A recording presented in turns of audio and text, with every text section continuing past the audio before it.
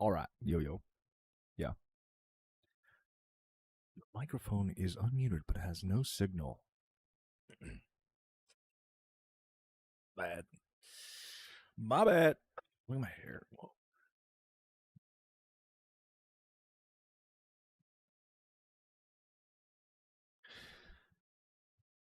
Unfortunately, the man is back. Yeah, he is really in there. He's in there like swimwear. I was only in cuz like I wanted it to work and I wanted the results to speak for themselves. Most people are not in for that, unfortunately. And today I have the misfortune of being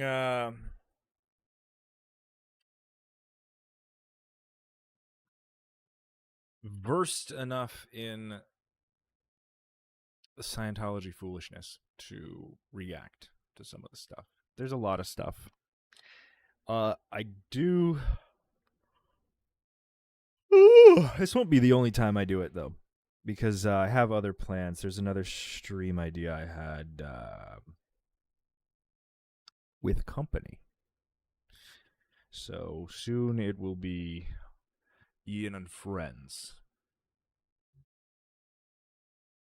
Shoot, I'm gonna have to catch us on the replay. That's fine. This isn't the best streaming schedule, but it's the only one that really fits for me. I was also late because I was trying to set up streaming on TikTok, and TikTok has like a whole process for streaming not directly on TikTok, which I'm sure they want full access to my computer for privacy reasons. Buddy Nova, what's up, man? Or what's up, period.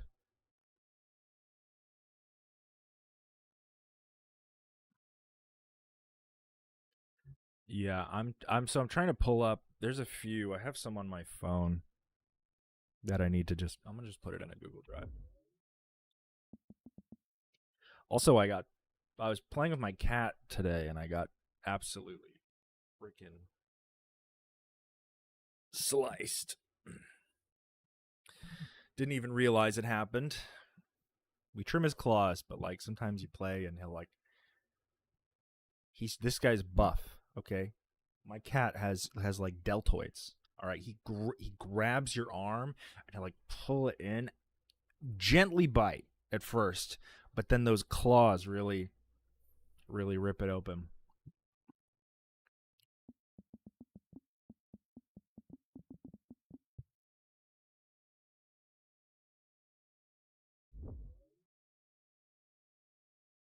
Okay.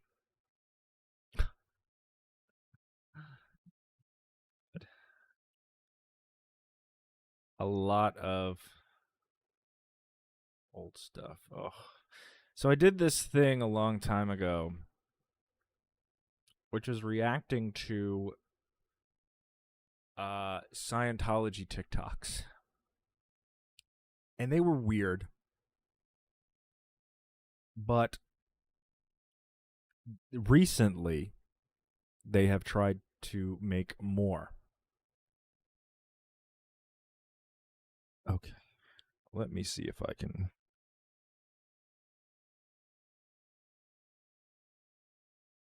And if needed, I will explain why these people are coerced as they are to, quite frankly, lie to the public.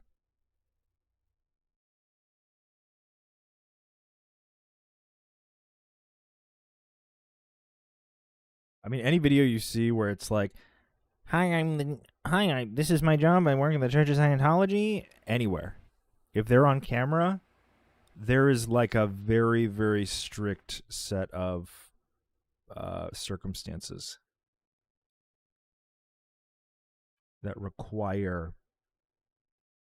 Oh, here they are. Like any remote measure of bad PR will be punished. So these people are just kind of glibly doing whatever, saying whatever they're told to say. And it's funny. I can. This is going to be like a weird thing, but I can actually. My brother is. He's been on staff since he was like 14 years old, and he's constantly going back and he's training. And there's this like persona you get when you train with these people, and depending on what your job is, and it's I'll show you, but I feel like I can tell all these people. I can tell if you've trained with my brother based on how you act in these videos. It's like an art. I can call it like an artificial confidence, and like it's like uh, a depiction of swagger that doesn't actually exist. You'll see what I mean.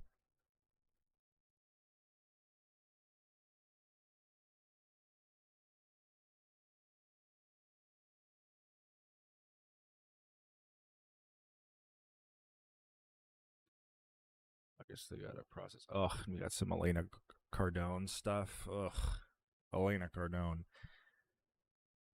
is watching her talk is like, it gives me a visceral reaction, like a fear reaction. It's like watching a Komodo dragon stalk its sickened prey.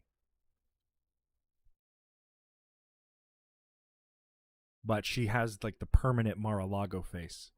So she probably spends a lot of her time there, to be honest. You know, I mean, she is. I was doing. I was looking for stuff, because I had stuff, and I was like, should I look for a bunch of new stuff day of, or should I just whatever? And everything I found on Elena was her being like, marriage isn't about love. The secret tips they don't tell you about how to keep a partnership together, and it's like, ugh, that's now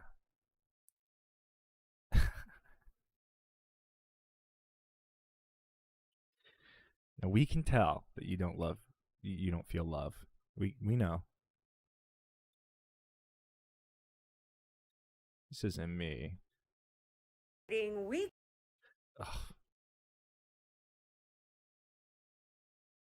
Okay, I think this is a different video. Yeah, I'm not gonna put that in there. So we're gonna download these. We're gonna watch them. Why? Because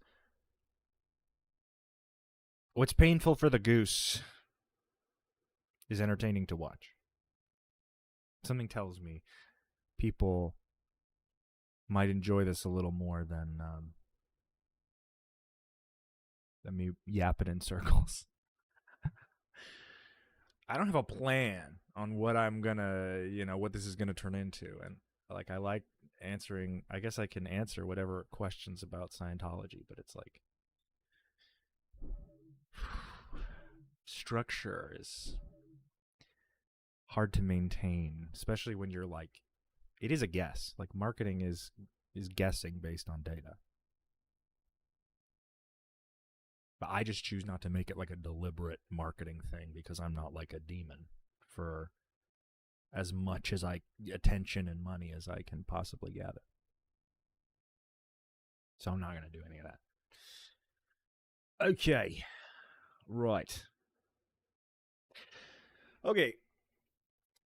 So I spend a lot of time. Well, I don't. I spend a moderate amount of time on the private Scientology Facebook group. Why do I do this to myself?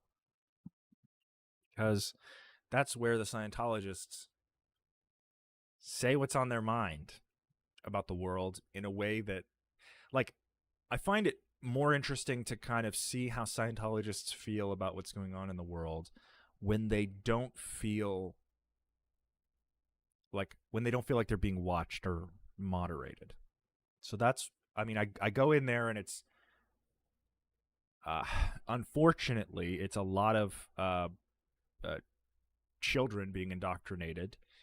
Um, it's a lot of like, this person holding certificate means their life is better, but like, no, really, all the success stories sound exactly the same, like usual. So I kind of just skip through all the surface level stuff and I try to find something that's worthy of talking about. One thing I think was pretty worthy of this is. Hey, I'm Jason Doring, and tonight we have. Okay, he spoiled it. Jason. So.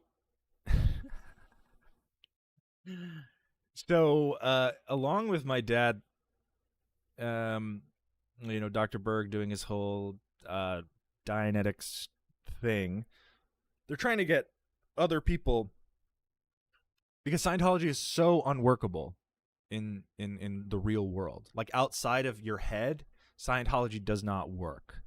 That's just a fact. Like, things that Scientologists find working about Scientology are often just renamed things. It's easier to pay your finances if you like keep track and like set aside money for your taxes. And they're like, oh, Scientology works. Or, I mean, there's so much like insane shit, but like don't cheat on your wife if you agreed to not cheat on your wife. Whoa. These are pivotal, which they do for some reason. I don't, but you can just get it off in session anyway and just tell your auditor. Doesn't matter. They're getting a lot of these celebrities to make up for the fact that Scientology is unsellable by pushing Dianetics, because it's almost 79 years old, or I guess they had the 78th anniversary. Which, yeah, putting the anniversary as the date a book was published, you can it kind of, they're doing the anniversary to give it value, but because it's a cult, they can celebrate any individual aspect and call it an important holiday. Let's see what Jason Doring has to say to the Scientologists of Facebook. Hey, I'm Jason Doring, and tonight we have the 76th anniversary of Dianetics, the Modern Science of Mental Health. We have an awesome international event, and you're going to get to see a little glimpse into a new show I've been working on with SMP called Clear Talk, Dianetics Clear Talk. And we interview some awesome people. You're going to see clips of it, and I'm so proud of it. I think the stats are unbelievable, and this is the first chance we can really, like, in a very, very, very broad way, disseminate to the public. And so you're going to get to see that tonight. I hope to see you there, and thanks a lot. Dude's grinning from ear to ear. Giddy that for once in 78 years, Dianetics might be a popular book. Just on the chance that it might be popular. Unfortunately for Jason. This is a sad video. This is cope. This is a smile of immense delusional cope. I'm sorry, Jason. This will Veronica, you peaked in Veronica Mars, and then I just never saw you ever again in anything except for Around the Base, where I guess you can, anyway, sorry, Jason. So, whatever celebrities are left over are gonna be, kind of chomping at the bit. Let's see another one. Okay. I'm gonna warn you in advance, this is a jump scare. If you have ever seen, I don't know, like, how there are like Japanese like spirits that are like the dark-haired pale woman in the forest who comes out, and her, it's all the yokai or whatever. I'm about to show you the American version of that, like an entity of pure evil that wears human skin as a mask, and like through the chittering bones that she calls words, saps you of happiness with how terrifying and creepy it is actually. It actually is to watch this video. Okay, enough teasing. Let's just get right. So jump scare warning. Boo. Sorry. Scared myself. All right. As you can see, she like this already. Like if you look like this, like 80%, a good amount of America will think that you're like wealthy if you just look like this. Okay, so that's step 1. Step 2, marry rich. Step 3, count those fucking dollar bills. Okay, so this is what she had to say. Weekend ahead of. Hello, everyone. We have a super exciting weekend ahead of us, don't we? There's a rumor mill line. Oh, the fake laugh. Can we hear? Let's hear that again. Weekend ahead of. There's a rumor mill line going around there that yours truly. Exciting weekend ahead of us, don't we? There's a rumor mill line going around there that yours truly might have something to say at this weekend's event. I don't know, it's just a rumor. But if that rumor turns out to be true, I really hope you're there to see and hear and witness everything this event has to offer. It was truly phenomenal, electrifying, exciting, one of the best events of all time.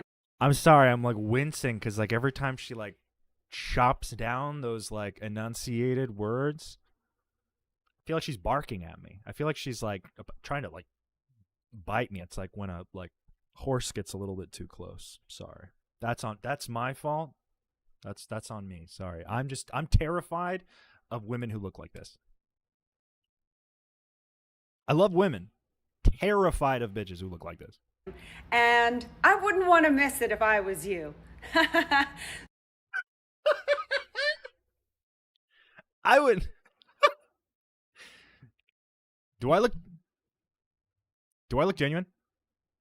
And I wouldn't want to miss it if I were you. So make sure you're there.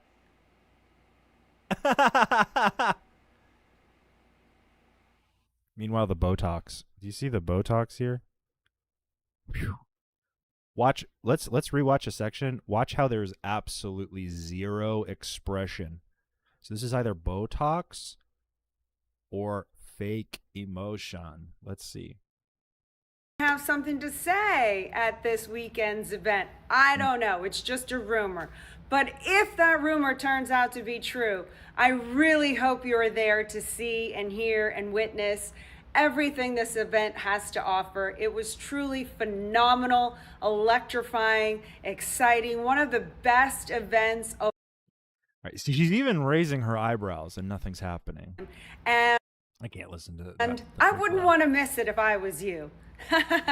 So make sure you go out this weekend and attend that event.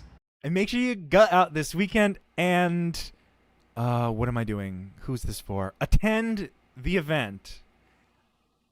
Yes, also write on your selection slip that I referred you, so I get 25% of every purchase you make on a Scientology service. Isn't that great?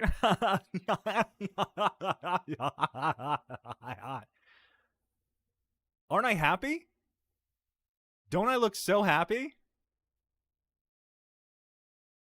She's in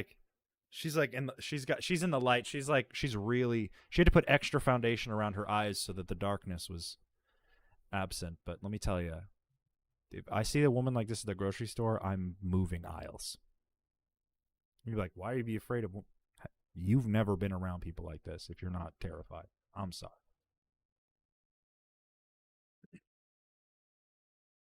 I had the intention to watch Tampa Brad's new podcast that he's doing on his construction business channel.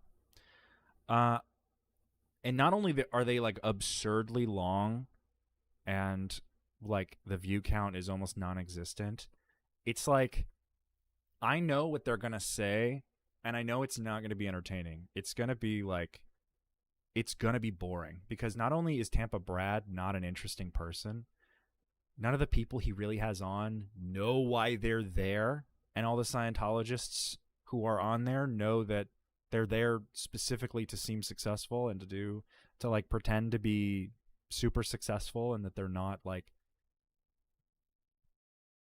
either being stolen from or stealing from other Scientologists. So I thought I'd skip it, honestly. It's not that interesting. It's also like I don't want to give you the view, bro. Like, now, if it was your wife's podcast, that'd be interesting. You know,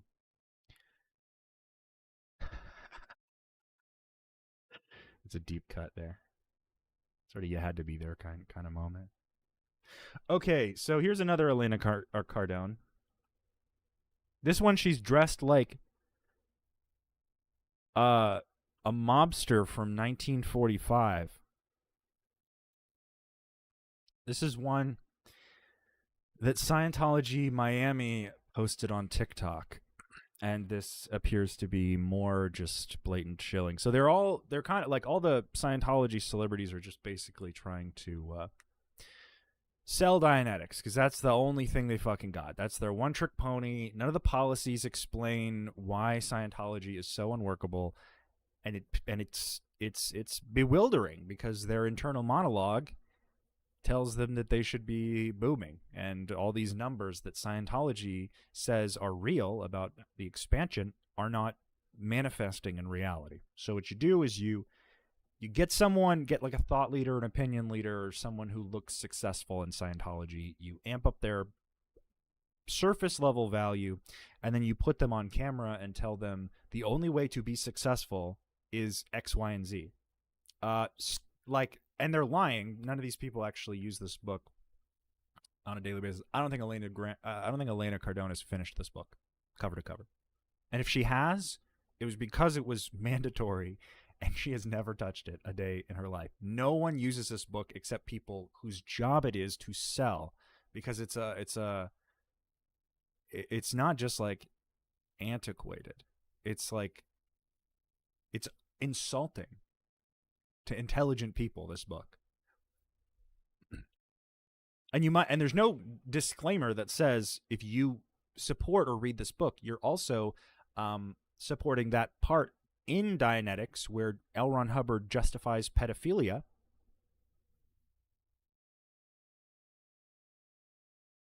But she's not going to talk about that. They really don't like to talk about what's in the book. They just say, you need to buy it and read it for any of it to make sense. And then the people who buy it and read it and say, this makes no fucking sense, well, they have your money. So let's see what she has to say. This is one of my favorite books of all time. This is The Modern Science of Mental Health, Dianetics by L. Ron Hubbard. He is I like how she mixed the order there. I like how she what the fuck?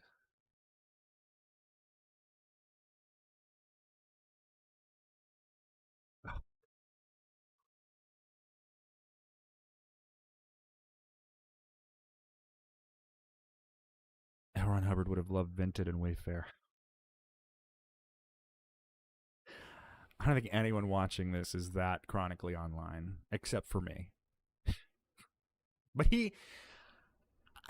I just don't, like, once his account's revoked from anything, he's going to make them all SPs. Like, I'm glad L. Ron Hubbard died before the age of the internet, because God forbid a single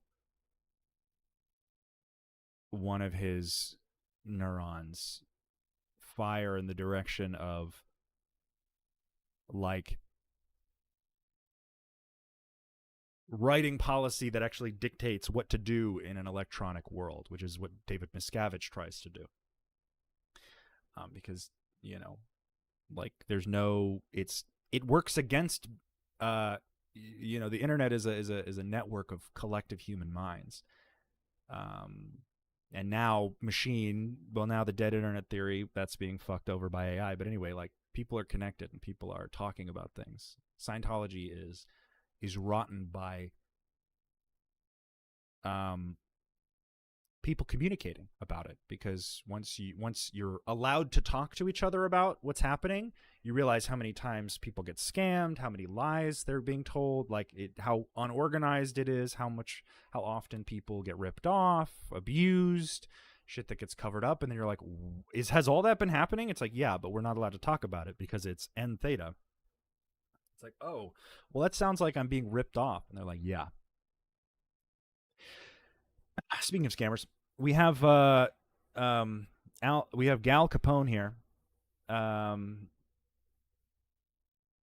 who, interesting though, she said this is the modern science of mental health, to say, like, I mean, that's the name that L. Ron Hubbard put on the page.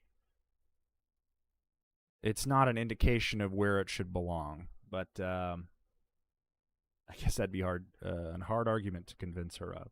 Most published author on the planet. You can access all those books. You can access her on the planet. You can access so on Hubbard. she says he is the most published author on the planet. You can access.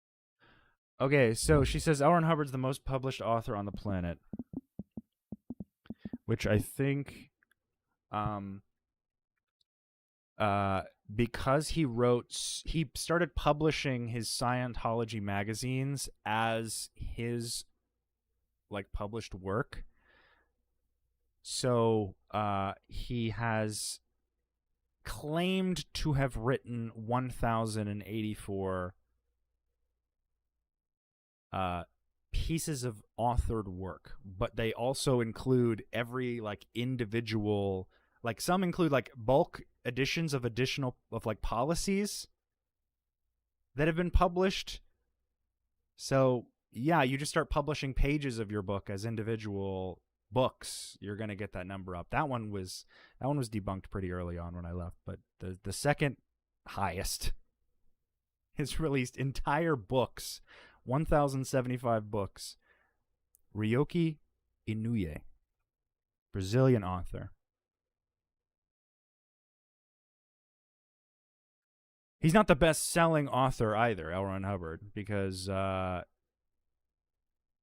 very few people, comparatively, bought his books. But because a lot of people bought this book being like, what the fuck is this? And it was on the New York Times bestseller list, like a lot of other problematic books.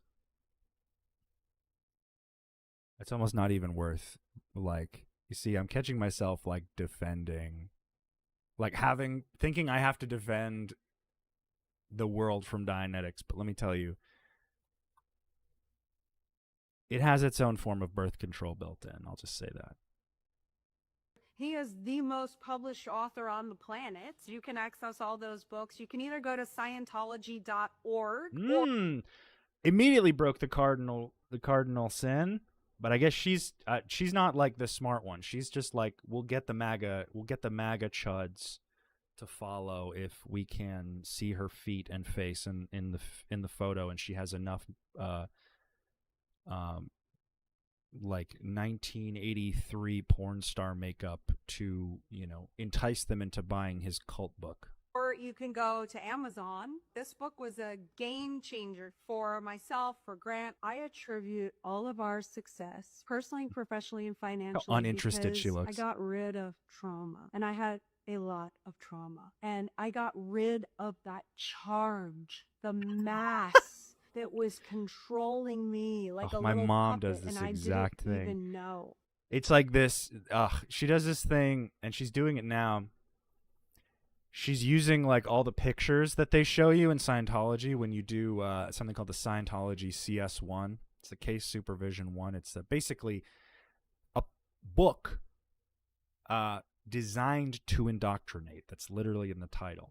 But it shows pictures of like energy, like mass in the head, and it shows, you know, like, so she's trying to recreate these pictures. My mom would do the same thing. I mean, they're both fucking lost in the sauce, but they're also both very, very rich and profit off of other Scientologists and pretend to be victims when they're criticized. I mean, this couch is probably worth more than my apartment. Look at these back here. Like, this is just her kitchen living area. What, you know? There's another video she made that was like, I sacrificed everything for success. But here you're saying Dianetics gives you success because Scientology works. So what did you sacrifice? Isn't Scientology about adding tools? What do you sacrifice? You gave up your humanity for success? That's what I believe. And now I know, and I am in control of me, not that reactive mind in control of me. I did that without Just David Miscavige and my husband. alcohol, in my own awareness. I can't even tell you how amazing it feels Without to alcohol. be free of that. And that's why I love this book so much. I remember Grant used to, you know how many stories I've heard of Grant Cardone, who just used to spending his weekends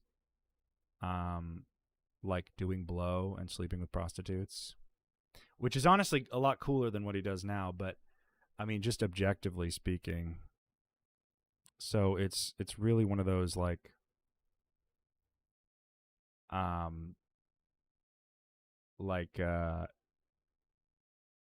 you know, what they don't know won't hurt them.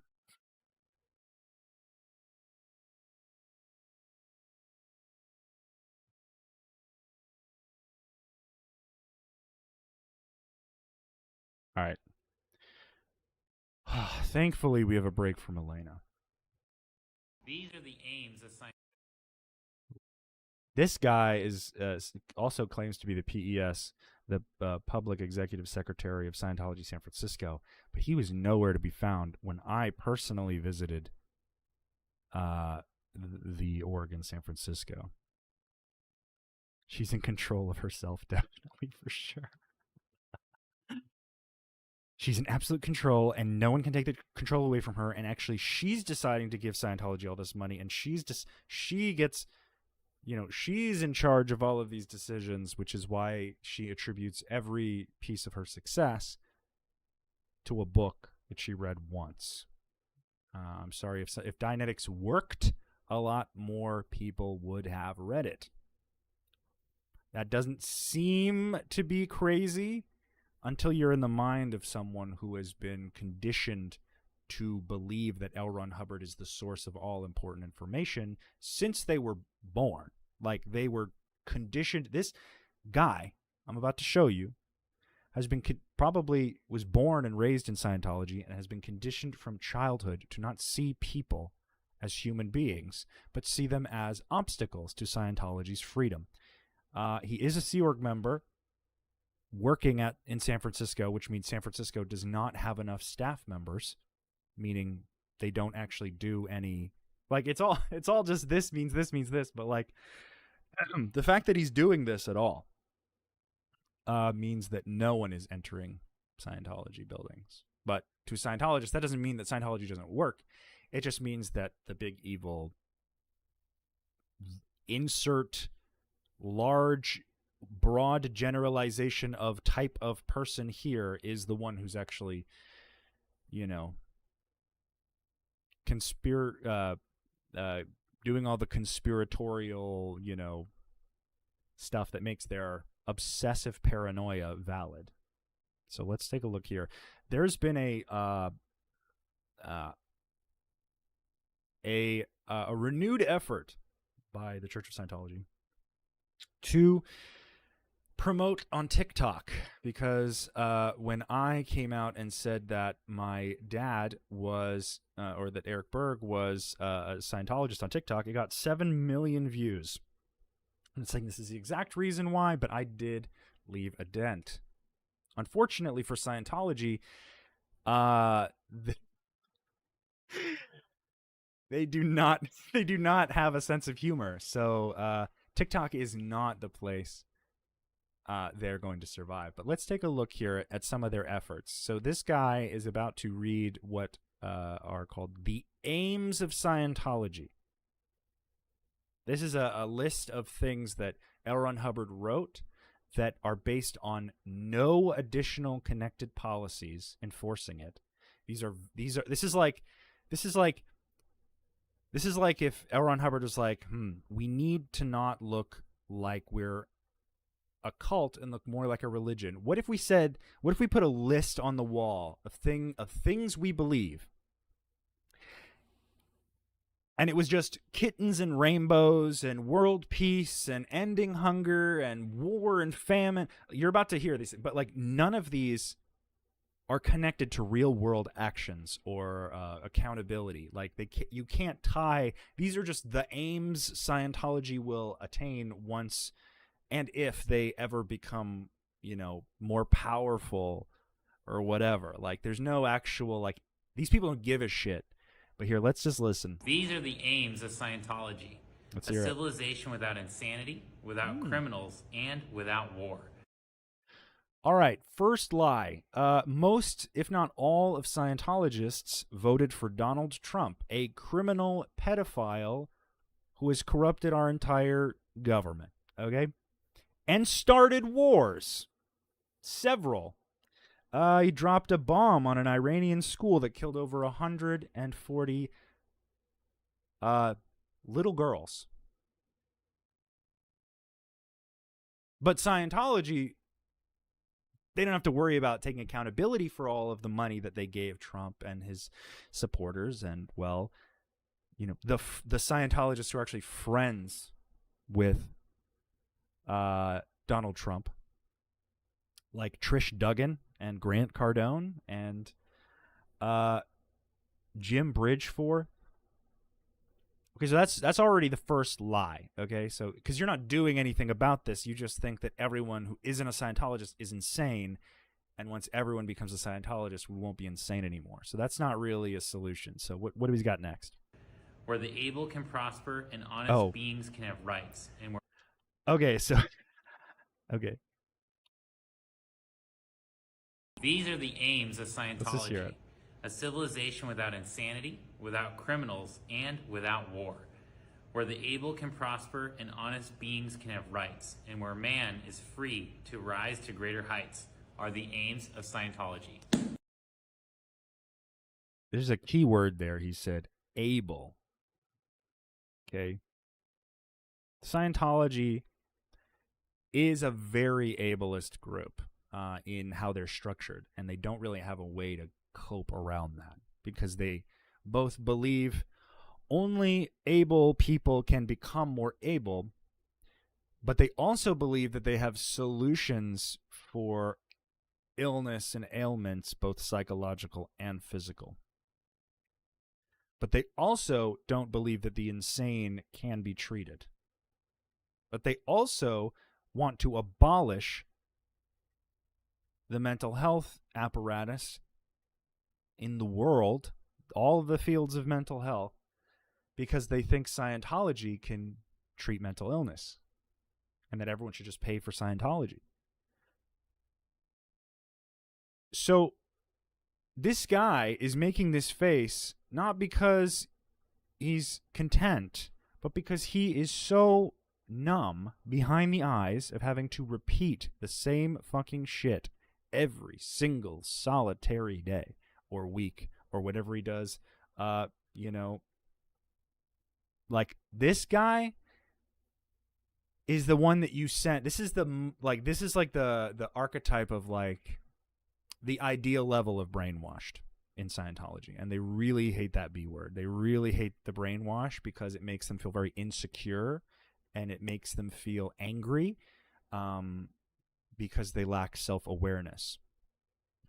But again, there are multiple issues at play here.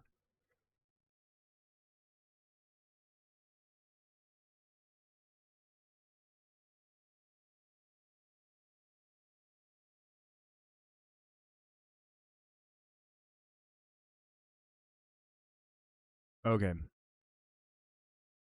move on to the next one. He's been kind of spearheading this effort. I went to the San Francisco the Scientology in San Francisco, the org there. And I just made this stupid video of like, because he was like, I'm here in the Church of Scientology San Francisco. And then I went there and the building was all covered up with scaffolding and like shit's falling apart. And I'm just trying to make this video, and I can see the guy, they call him a body reg or a body router. Basically a guy who stands out there with some pamphlets or whatever, and he's just supposed to strike up a conversation with anyone who walks by. I immediately clocked that this guy is not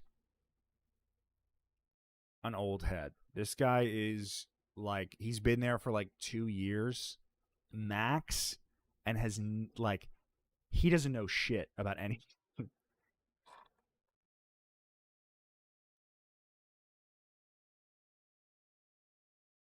But he doesn't really know anything.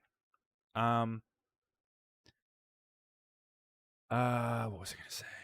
Oh, sorry, I got distracted. I don't remember what I was talking about. This guy. Oh no, the guy at the body router. Okay, so this guy, I'm making this video and he walks up to me and I'm like, okay, he's gonna. I make some comment about, I was like, you guys taking care of the building? And he's like, yeah, it's got some work needs done. He's like trying to like, he's kind of trying to read me and like match my, what they would call match my tone. And he just came off as like clueless. And I was like, I started telling him about stuff and he was like, I kind of started talking to him like I was, quasi familiar with Scientology, and he's like, "Oh yeah, where are you based at?" And I was like, "Oh, DC, the DC org." He's like, "Oh," or I was like, I have family in the DC org. He's like, "Oh, so you're from DC?" And I'm like, "You could say that." Nothing happened because it's not a scary circumstance. I'm not afraid, certainly, of like random Sea Org members who want to pretend to be serious. You did a course? You did an internship and now you're the big bad wolf. Speaking of which, let's talk about this artificial cool guy mentality. Scientologists have zero riz. And what I mean by that is they are known to violate privacy and be very confrontational and entitled. So lots of Scientologists that I knew who are like this guy I'm about to show you are like really socially insecure, so they adopt this like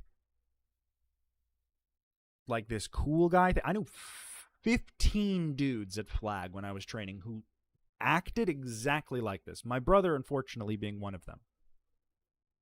But it's weird. It's a weird, bizarre,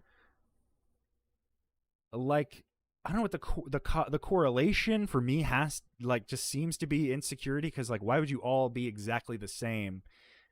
Part of it has to do with, like, a big, expensive watch, and on the other wrist you have a clear bracelet. Okay, that's the bracelet you have to pay a lot of money for when you get, like, halfway through Scientology's bridge to their, like, list of services. So let's watch this dude, and you'll kind of see what I mean. Hey. Hey. Am I allowed to go inside Scientology? That's a good question. Come with me. All right, what do we notice? Hey. Glasses off. Hey. Am I allowed to go inside? Freezes, stances, head tilt, furrowed brow. Hey. Inside Scientology? That's a good question. Come with me. There's like a sharpness to a lot of their movements. Can be the training because it is quite militant, and that would make sense. Having to,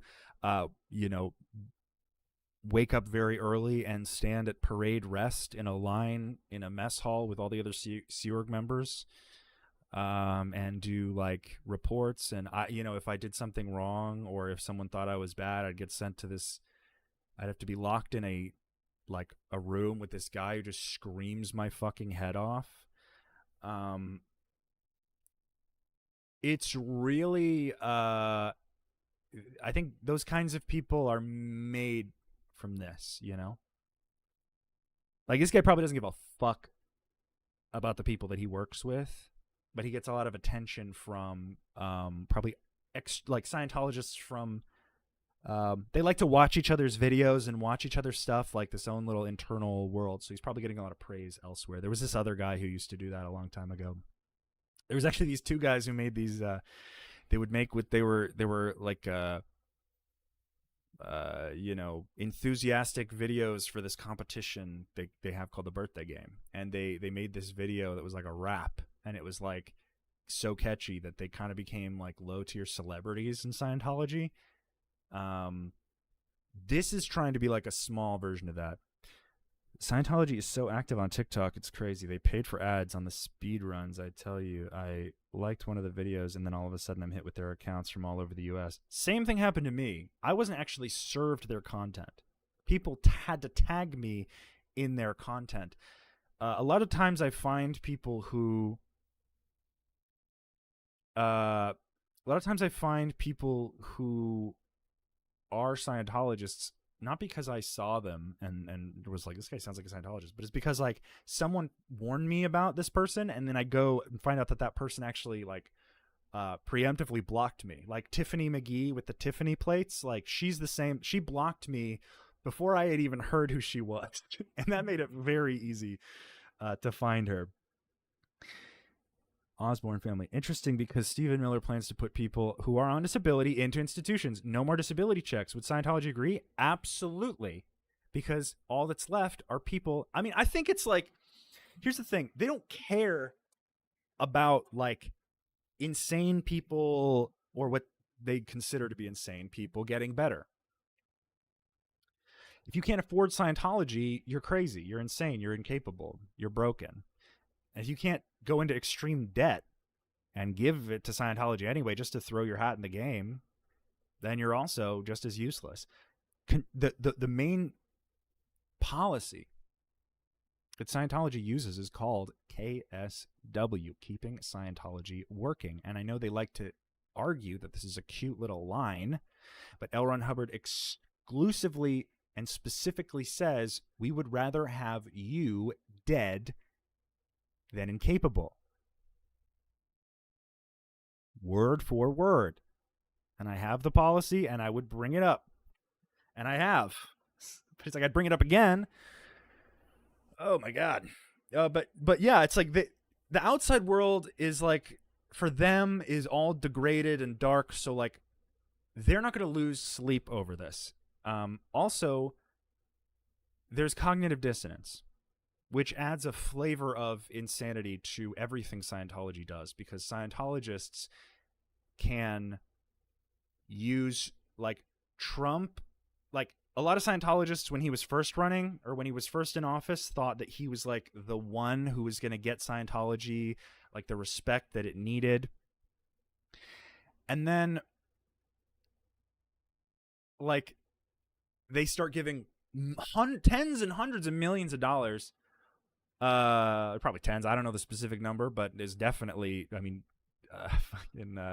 what's her name, Trish Duggan gave like almost $20 million to Trump's campaign alone. That's why he was able to get his name on the Kennedy Centers, because she's on like the board of the Kennedy Center, and she's the top donator to Scientology. She's also on the board of the America First think tank. So, you know. But once all this stuff started coming out, like, oh, Trump was just going to put people in institutions, and they were going to criminalize homelessness, and then it was going to be illegal to, like, then they were going to, like, reverse the 13th Amendment. So then it was going to be like, if you're poor, it's more it's easier to become homeless than be put in jail and then be made to forcibly work, slavery, than it would be, if you have money, you're just not going to end up like that. So I think it's like the cognitive dissonance plays a huge part there. Because when I'm like, they're going to put homeless people in like institutions and drug them, it doesn't bother you? Crickets from these people. I mean, I send my dad the stories when I see something like, oh, Trump just made it so you can, now RFK says you can triple Monsanto's pesticide spraying. And I'm like, is this what you think is working? No response. And they're getting delivered. So if anything, I'm having a really, if anything, the person he forwards the messages to at OSA probably knows quite a bit more about him than he did before. But I mean, I know things I can't really say. I know things, and I talk to people that I can't really say, but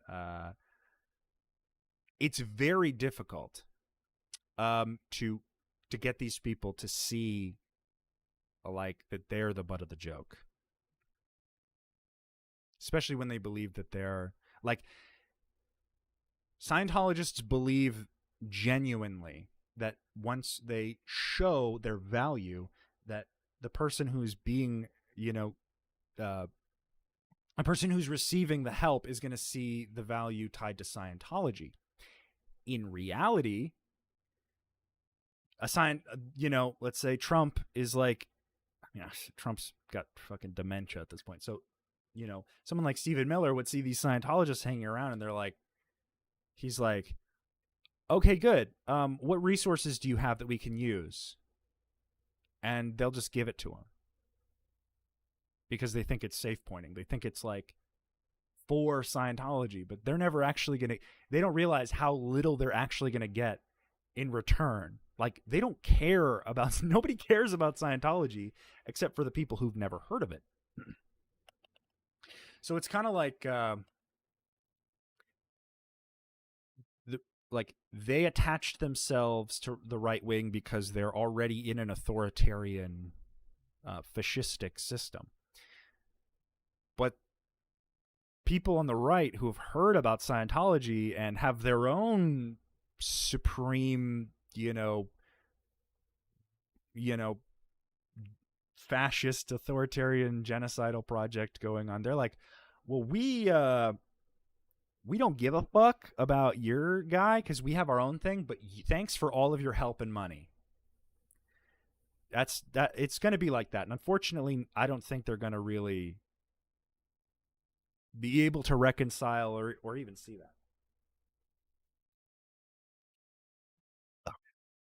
Back to this guy. All right, back from the top. Hey, See how cool he is. am I allowed to go inside Scientology? That's a good question. Come with me. That's a good question. Come with me. Absolutely. It's the one hand in the pocket. Church of Scientology. The one hand in the pocket, the watch hand swinging, okay? That's important. Now, the watch hand has to be closed into a fist. And you got to do this. It's this. It's a lot of like, because you got bling on. You got the expensive watch and you got the clear bracelet. They want, and you can tell he had rich parents because this thing on his lapel here, this is called a superpower pin, which means he paid roughly like $50,000 to $75,000 to do Scientology's superpower rundown.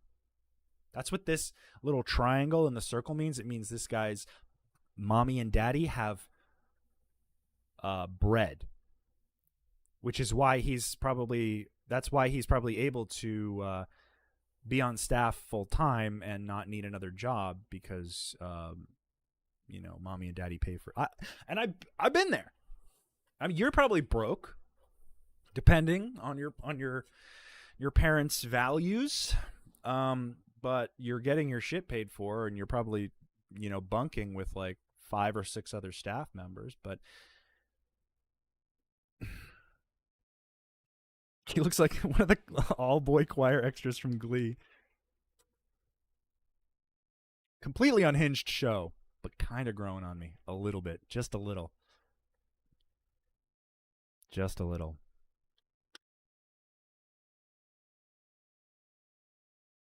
Like, you can hate on Glee, but three blinkers deep, the singing is just good.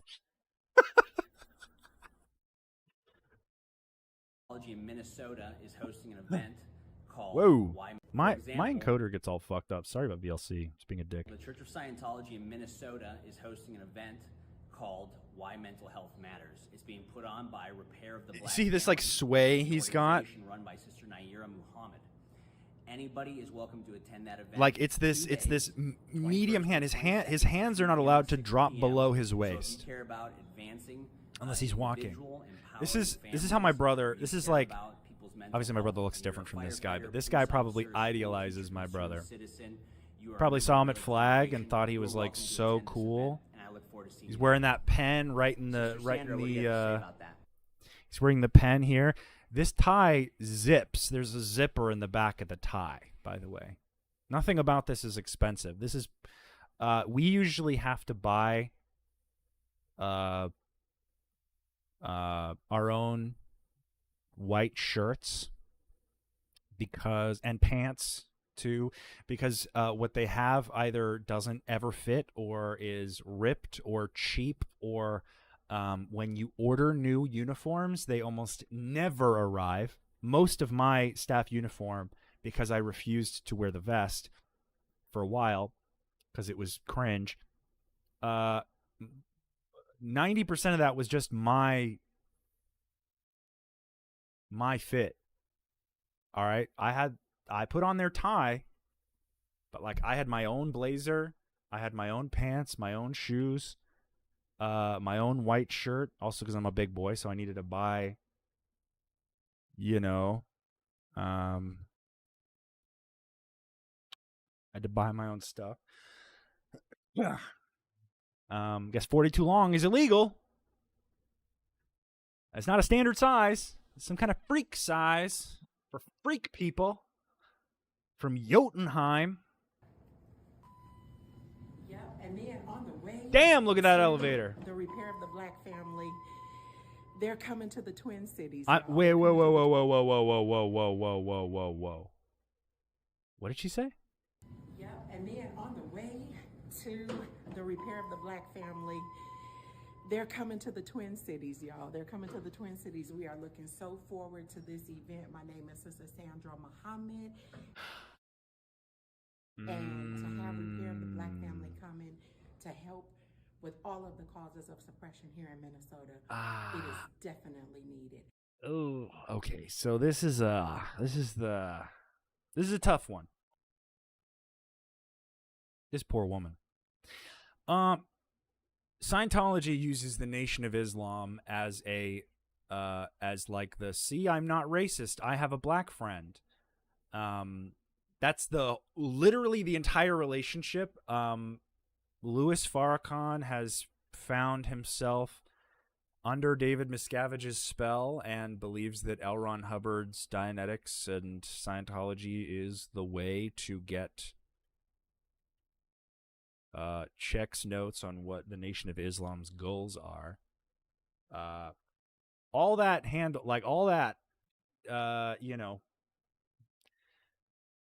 okay, it's exploitation, but it's also like two cults really like working together. Scientology's not repairing the Black Family, it's asking them for an extra $70,000 when they are in severe amounts of debt. A lot of Scientologists I know are racist. I hope you know that, like, you can lie. You can be a Scientologist and still just lie to people. I mean, I didn't know that was a thing until I was already an adult. And then my mom was racist. The people that I was on staff with Atlanta some of them were racist. I was like, why? There are black people who work here. And they're like, yep, just couldn't tell you. I don't know. I mean, I only know like 3 people by name. There was one guy who was black, and he did the whole like Well, he is black. He's a black man. He was black, and he came in one day. He came out of session. Never the same. No, but he did this thing. He actually got in trouble for it. Was doing like he was like a racist black guy. So he did the whole. He was like calling everyone massa and doing all this, and I found it incredibly uncomfortable and told him to not. And he would like he'd be like, whatever the white man wants, I'll give it to you. And I'm like, I know that you probably think this is a joke. I am not built for this. I'm not built for this community. And so it got to a point we had to tell him to tone it down. But I think it's still like that Scientology, even like you go there and you meet all the people who like it attracts, and it's just such a very weird environment. I mean, he was low-key funny with it. I just couldn't. I really couldn't. My memory, I just remember that racism is like still not really a joke. Still very present in our society. Not really a funny thing to me. But he was trying really hard to make it funny. Anyway, I didn't even watch this far into the TikTok. We are looking so forward to hosting you all and welcoming you to Minnesota Nice. Sister Charlene, any thoughts? Greetings, my Minnesota family. Yeah, but you see what he's doing. I'm really excited about this event. These people are only here to represent their religion, and that their religion is possible through the.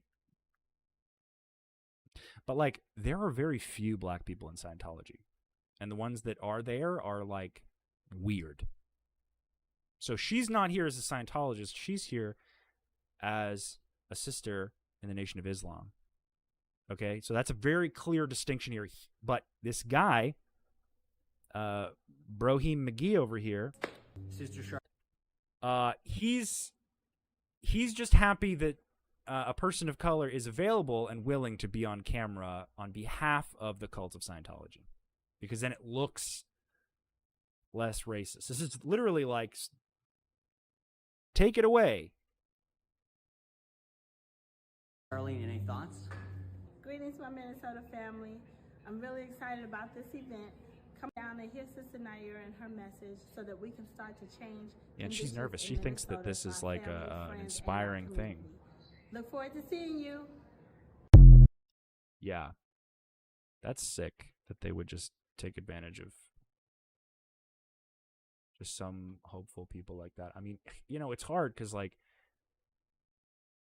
I know the mentality you have to be in to be in Scientology, but other cults are different. So I try to be like objective with how their experience will be different. And it does come out in sadness a lot of the time when I can't see, like, I think the exception is like cults that are violently idealistic or zealous to a point of disregard of other people's personal space or personal safety or right and wrong. Okay, another example of that would be like the Mormon Church. I do not think there are very many innocent people in the management aspect of the Mormon Church. I mean, we saw this with the whole bricks and minifigs fiasco, where the Mormon Church literally owns and uses the police as their own personal harass dogs. You can go Google that if you haven't seen it. And just steals money from people because they want it. I mean, that's why. The leader wants the money. He's not going to say, I want the money to use how I want to use. He's going to say, we need the money so that we can expand. Those two separate sentences mean the same thing. It's just being used to manipulate the person you're talking to. I feel like this is like Cocomelon. This is like manipulation Cocomelon. But whatever gets the point across, it's like you're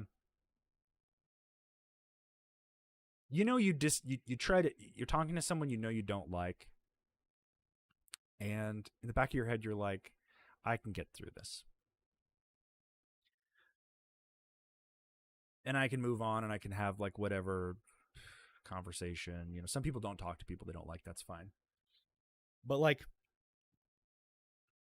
it's like that. But on the forefront, you have like all of your focus is on how can I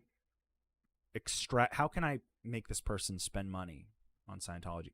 Like, I don't like them, but I'm going to pretend to like them. And I'm going to pretend that they have value beyond a dollar amount for me and my statistic as a Scientologist staff member.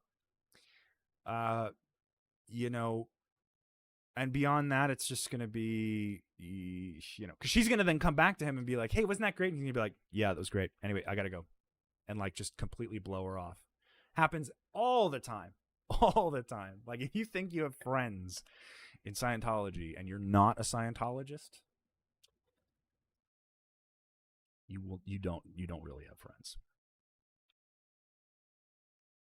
And if you do, you think you do. I would ask, how scared do you feel putting that friendship to the test?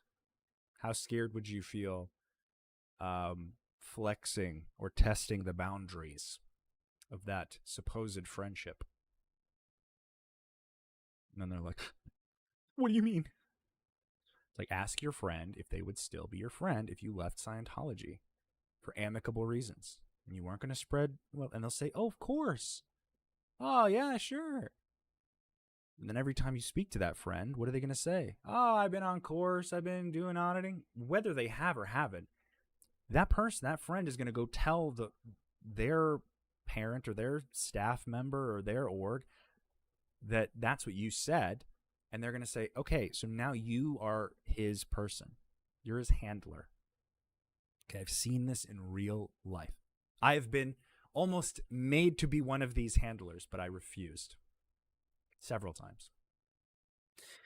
And they'll say, if this person wanted to leave, you need someone that they like, someone less offensive, or perhaps like someone with like a similar groip against, you know, someone who can like pretend to relate to you. And then they're just going to like love bomb you and pretend to be your friend and try to, you know, hang out with you. But there's always going to be that side acknowledgement of, well, just come on in, you know, like, or they're going to talk about Scientology only, or they're going to give you, you know, I mean, there's so many ways you could do it, but, and you won't even know. You know, you'll think that leaving is the good idea, and then this friend that you have who seems to really care about you but never makes the time for you beyond Scientology or beyond, you know, whatever they're doing. You know, it's like they're just suddenly, you know, all in your business and then they're not. Or in your business and then they're not. It's unfortunately all they're ever going to talk about is what upset you that's driving you away from Scientology, and then use that to kind of curve around and bring you back in. Unfortunately. We got another one. Take you inside the Church of Science. We got another one from this guy who looks both like 24 and 37 at the same time. Pretending to smile does give you wrinkles. I want people to know that. The more you fake the smile, the more wrinkly it's going to get. Today I'm going to take you inside the Church of Scientology and show you what a tour might look like. This guy looks exhausted. Slamming that motherfucking door. I fill out a welcome card at reception. Like he looks so angry. Brother, calm down. See how he slammed that fucking door. All right, let's do that. Like for me, how he walks like he's one of those guys who walks into a gym trying to challenge the coach, you know what I'm talking about? But like Welcome. I just need you to fill out a welcome card at reception. I just need you to fill out a welcome card at reception. Just gonna need you to fill out a welcome card at reception. Why do they have cards? What happened to the book? It's a log book. Per policy, isn't it a log book? Am I crazy? Or sign into reception. Now they can get rid of the log books.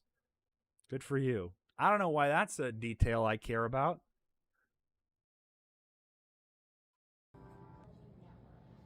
Oh yeah. Oh, so that's the sign in for like it's a sign in for like, what is it, specific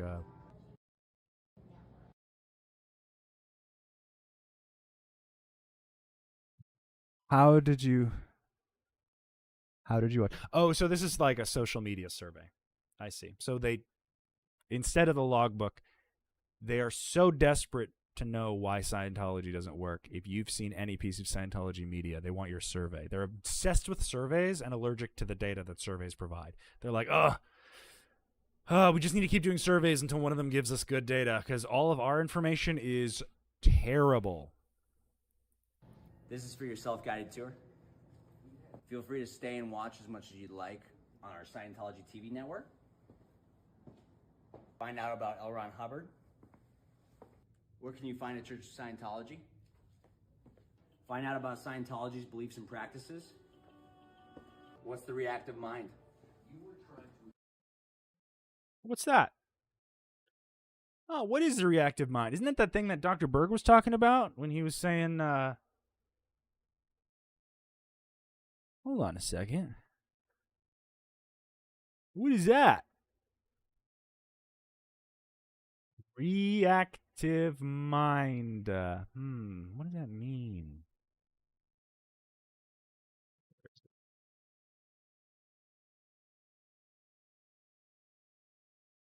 No, I was trying to find the video. I didn't have it actually downloaded, believe it or not. I was going to put them up side by side. People are like, he's only talking about positive thinking. Where's this stuff about Dianetics? And then you realize how bad the critical thinking shortage really is. And you're like, oh, this person can't even Google like a question. It's become shout at my phone, and if I don't get an answer, I get mad. Here. Bro is fucking stanced up for no reason. Masculinity is going to sell this like hotcakes. I hit the gym so people go free.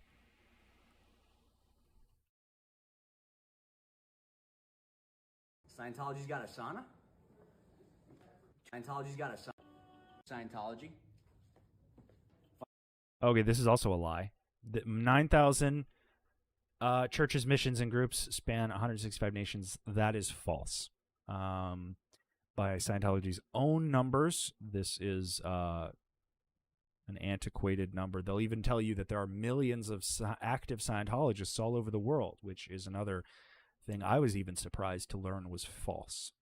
By Scientology's own published numbers, there is probably between 20 to 25,000 Scientologists max on this planet. Find out about Scientology's beliefs and practices. Bro, you're get someone else for this video, dog. I'm like, this guy's like bucking at me with those eyes. Let me tell you. What's the reactive mind? All right. Scientology's got a sauna? Scientology got a sauna? What is that all about? Quirky and mysterious. Do you want to talk about the deaths at Arrowhead? What does that have to do with a sauna?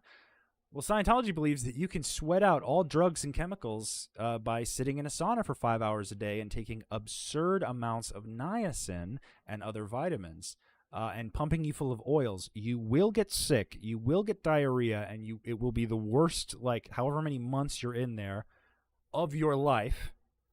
And they have these facilities called Narconon where they do this at scale. And just look up Narconon Arrowhead deaths, and you'll see just a small example of the ways that Scientology kills people. So this quirky little Scientology get a sauna? It's like, yeah. Willing to risk it? I would know something about the purification rundown. I did 5. It's a lot of context. But yeah, they're that obsessed with it. I wasn't obsessed with it. I just like at every moment you take if I hit a puff of weed like later in my teen years, that would constitute a whole new purif or whatever. So there's a lot of like, your life is wrong and you've done a singular substance. You got to do the purif, and it's one of the first things you do because they think everyone is a degenerate who's gross and is full of chemicals and drugs, because of course you are. Hitting the pen and going on a Scientology tour just to try to use their sauna. I'd hit the pen in the building. I feel like that'd be hilarious. Like I'm just you just walk into you're taking a tour of Scientology and you just rip the DMT cart and blow it right in his face. Yeah, if you just keep going. Just keep going. I'm gonna look real excited for about 12 minutes, but you just keep going. That'd be so fucking funny. Tour the Church of Scientology anytime and stay as long or as little as you'd like. Cap. Y'all took the fucking bars off the doors because some kids were running around.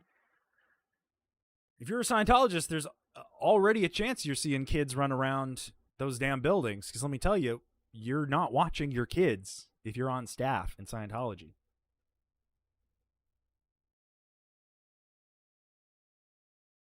But like, God forbid, some kids run through. The whole plan is also to like run and then leave. So like this, just leave 2 doors open. You know, if they had leaned into it though, and like been like, here's a racetrack and take a pamphlet on your way out, you know, and they just had like one clean path through the whole building. I feel like they could have mitigated a lot of criticism, but because they are void of humor and in a cult, everything done to them should not be ambiguous, but should be taken as like an attack.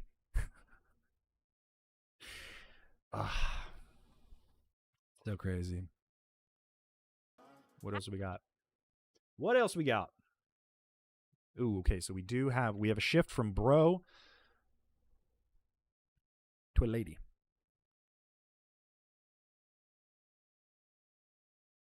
Very rigid posture difference. Oh. I pressed space, but it's on the wrong, so I just hit the transition again.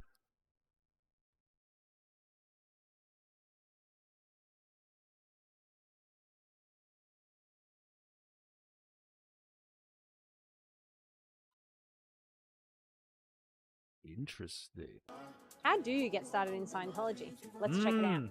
Here we go. It's the Aussies. This looks like Adelaide, Sydney, Melbourne. The Melb. Should have looked for the name. I was trying to guess. I recognized this color scheme because in Melbourne, they have a guy with gauges and tattoos. So you know they're a new religion. He has gauges and he works there. A good place to start would be the Personal Efficiency Seminar. It's a 2.5-hour seminar which has amazing information on all right, guys, how to deal with work. Okay, chat. Need a consensus. Go watch Endgame again, or sit through a 2-hour Scientology meeting about how to work. Oh, wait. The personal efficiency was notoriously one of the things that you could get people in for, but it was almost impossible to sign people up because Scientology suffers from being so fucking boring that it's difficult to market. It's like, and once you can get excited about the boring stuff, you're like, oh, and it's prohibitively expensive, and we own everything about your life. Sign on the dotted line. But like the PE was like real, like you can get people who don't speak English, who've never heard of Scientology, to get in a PE seminar, but you couldn't, like, that didn't convert later. Sometimes they had to be broken up because people didn't want to fucking sit there for 2 hours. Or you could do the Success Through Communication course, which gives you all the tools to increase your communication abilities. I personally love this course. It will do none of that and less. You will do this course, and it will teach you that anyone who doesn't like that you did this course should be blocked and removed from your life, and you should never speak to them and never ask why in detail. Oh, and that was it. Yeah, see, that wasn't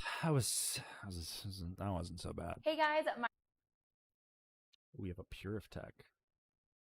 Purif IC, I should say, in charge. So she's going to, let me just make sure this video isn't weird. Hey guys, my name is Natalie from the Church of Scientology Miami, and today we're going to be doing a tour of the Purification Center. Do they show people in the Purif? Okay, so she shows the area. That's fine. I mean, I guess I could show that. I thought there were gonna be people in the sauna, and I didn't want to show that.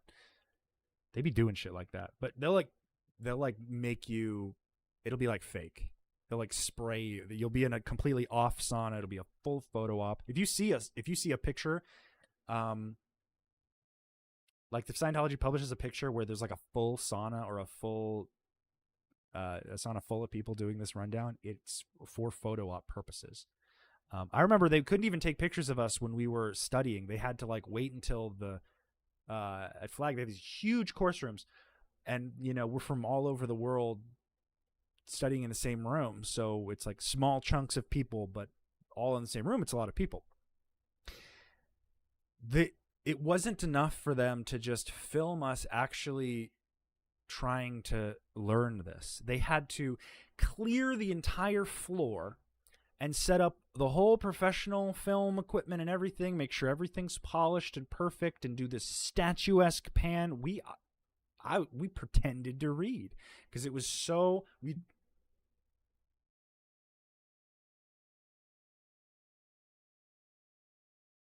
It's literally like you're wound, and they're just like, all right, and action, stay there, you're reading, it's good.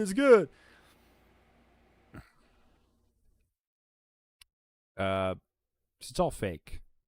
I mean, this whole, I guess this stream is about Scientology propaganda, so if I can break that down for you.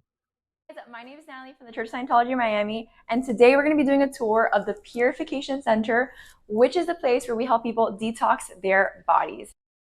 So based on her belt, I can tell you this woman... it is an incredible program, and Stop doing that. What is it? Hey guys, my name is Natalie from the Church of Scientology. Yeah, okay, so she's a Sea Org member who was sent to Miami, it seems, to run there, or from Miami. So she's supposed to have like the full outfit, the specialized whatever. In normal orgs, they have so few people that the Purif IC obviously incidentally holds several posts. But because she's in the Sea Org and this is her official post, she's kind of forced to wear this, like, and she has to get it dry cleaned perfectly and whatever. So it's like the presentation standards for the Sea Org members are like non-negotiable, or you get put on the slave labor program called the RPF. Miami, and today we're going to be doing a tour of the Purification Center, and we'd give it a place where we help people detox their bodies. It is an incredible program, and Allegedly. the #1 on the planet for many reasons, okay? And we'd give it right here in the Purification Center. So let's go check it out. But before we do, I want to really on the toxins that are in, and if you want to get a full understanding of these, And then after that, we're going to hit clear So, body. if you want to get, I skipped this because it's like their little, it's like trying to pique interest in people. They want you to read this book. You're going to be forced to read this book in the sauna anyway. There's no purpose to read this book if you're not going to do it, because what this will do is tell you what this book is a basically a pack that of words that L. Ron Hubbard put together that tell you why this is the only workable drug detox, and you are wrong and dumb if you think otherwise, and don't take this as a scientific challenge to debate, because this is just what your life is now, basically. Chris Hatch, when you were at the Delphian School, did they let you visit the Oregon coast? Lincoln City is only 30 minutes away. They did not.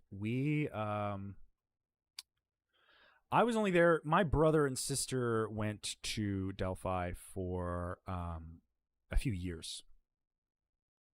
I only was able to go there for a summer.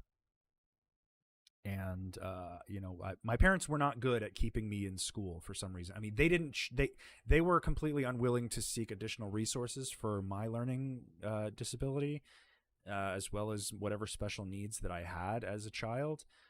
So instead, they just didn't put me in school and just let me, to my own devices, wander while they neglected to that whole thing. And then just, blamed my a lack of agency and capability on my overs, I guess. Whatever transgressions they believe I have to have committed, because they're insane. But, when I went there for like a parents' weekend, and this is actually I went with my mom and my dad were there because my brother was still there. And I didn't know that there was going to be like a dress up dance, and so I was just some chunky kid. I had like a long oversized shirt and some sweat pants on, and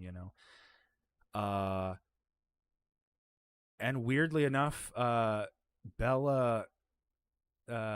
Cruz also went there. So during this dance, I saw Tom Cruise and Katie Holmes dancing with Baby Suri on this dance floor, like right 2 feet in front of me, which was like, that's crazy. Couldn't even enjoy being starstruck, because I turn around and some girl like looks me up and down, like a child who is like significantly younger than these people, and just says, "Wow, that's what you wear. You look fucking like disgusting." And I was like, "Whoa, okay."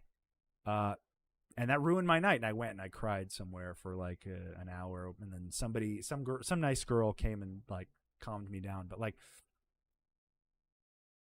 the Delphian school felt more like a rich person prison than it did like a school.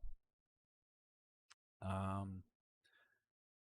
feel like if I was more agreeable to nonsense or like repetitive bullshit, then it wouldn't have felt like that. Maybe I wouldn't complain as much, but I call it how I see it. And my parents don't believe in autism, so if they didn't want me,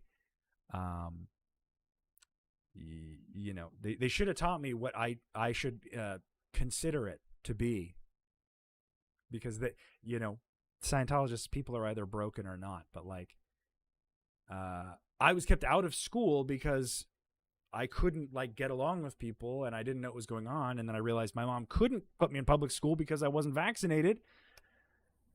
It's a lot of weird shit. But yeah, I don't know. We went to Seattle, saw the Space Needle. That was part of the summer program. We spent like, they were just like Scientology schools do summer break like from my memory, the Scientology schools,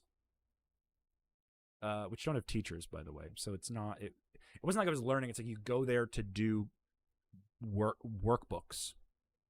up to a certain point and punished if you aren't just like strictly, because it trains you to study in a Scientology course room, which is the purpose of a Scientology school, is to groom you to be a Scientologist in the future.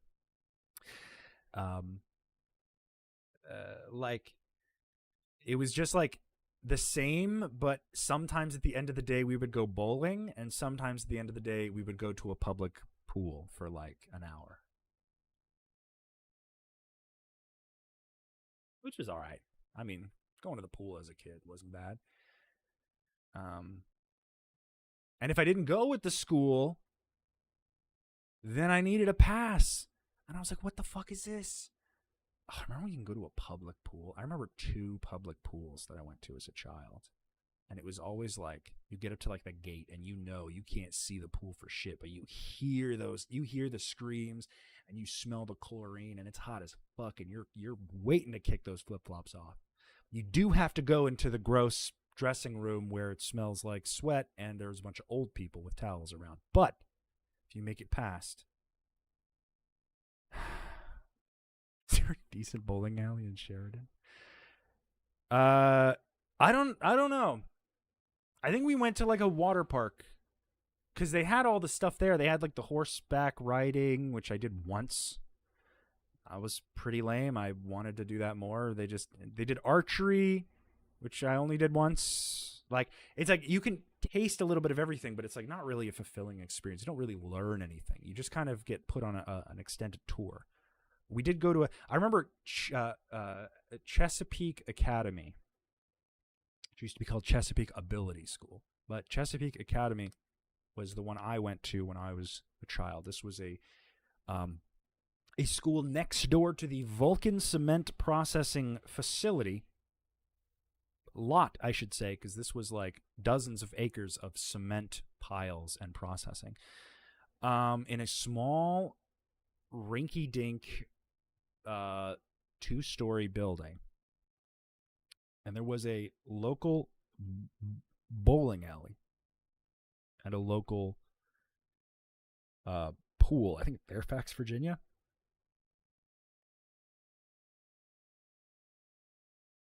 But you didn't really do anything. That's why I said Oregon was kind of like a prison, because like you didn't really leave. You just did everything on there. But like, again, I was,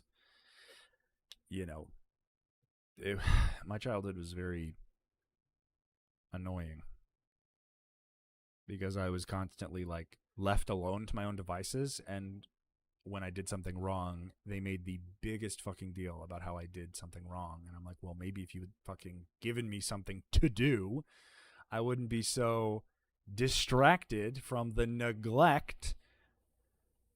I mean, it all boils down to the cult, but like,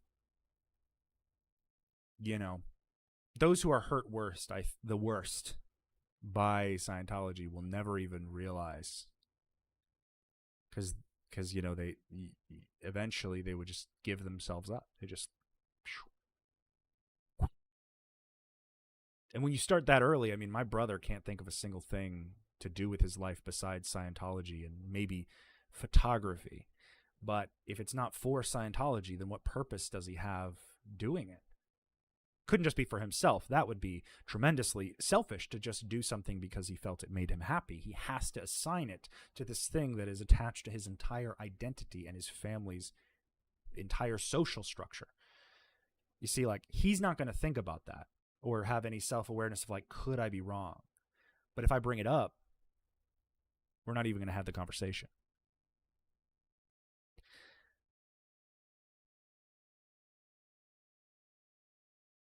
There's an interview James Randi did and said LRH crashed a science fiction writer conference in 1952, was drunk as fuck, and smelled like shit, and the entire industry hated the guy. A lot of entire industries hated this guy, and one of my favorite industries that disliked him was the criminal court. Several nations' criminal courts had warrants out for his arrest due to fraud and abuse. So, like, I wouldn't be surprised if he just got drunk, said, "Put me on my motorcycle. Get the Lincoln ready." And then he drove there to drink, whatever concoction of gasoline and crystal meth they were drinking back then. Whatever he drank in the Master, that's what he was drinking out there. I saw the Master when I was in Scientology, and it was just craziest shit. Is being a sane person in this in a cult. I mean, quasi sane, but ignorant and illogical. I think is a better, because you're only as smart as the information you have. But like, I had very little, so I watched this movie because people said, "Oh, it's a movie about L. Ron Hubbard." I said, because I thought this is what a good Scientologist thinks, I'm gonna watch it and I'm gonna be unfazed. Which you would think is like, whoa, why don't they do that? It's like, because that's not the point of Scientology. It's not the point to make you better. It's just to distract you for long enough that you've given the leader all of your effort, money, and life, and children, and more money and more effort, and free manpower. Basically, David Miscavige will never have to pay for a single thing again out of pocket in his entire life. He is set up for a perceivable future. And he's filling all the Scientology vaults with like gold and gems and shit. It's a crazy Smaug type greed. But like being like, I'm going to prove it wrong. And then I watch this movie and I'm like, I tell my brother and I'm like, yeah, I just watched this movie, The Master. He's like, okay. And I'm like, yeah, it's like basically a movie that it's like, what if all the bad things they said about L. Ron Hubbard are true? And what that would look like. Okay, so this is coming from an ignorant and innocent perspective. His response was, that sounds terrible. Terrible? I thought you were a believer, Jordan. Why would that be terrible?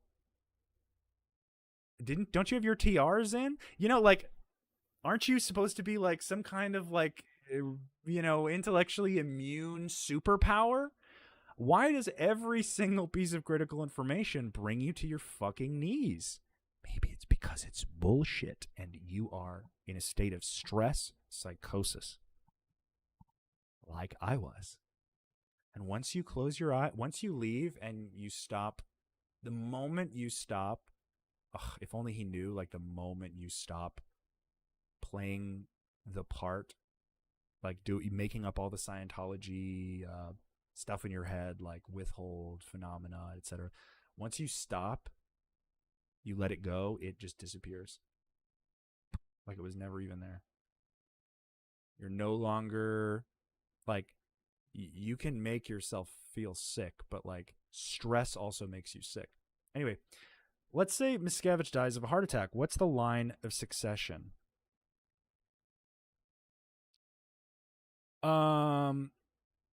The Supreme Court. No, so whatever other shill. Like, what I see when David Miscavige leaves is two things, or dies, or whatever.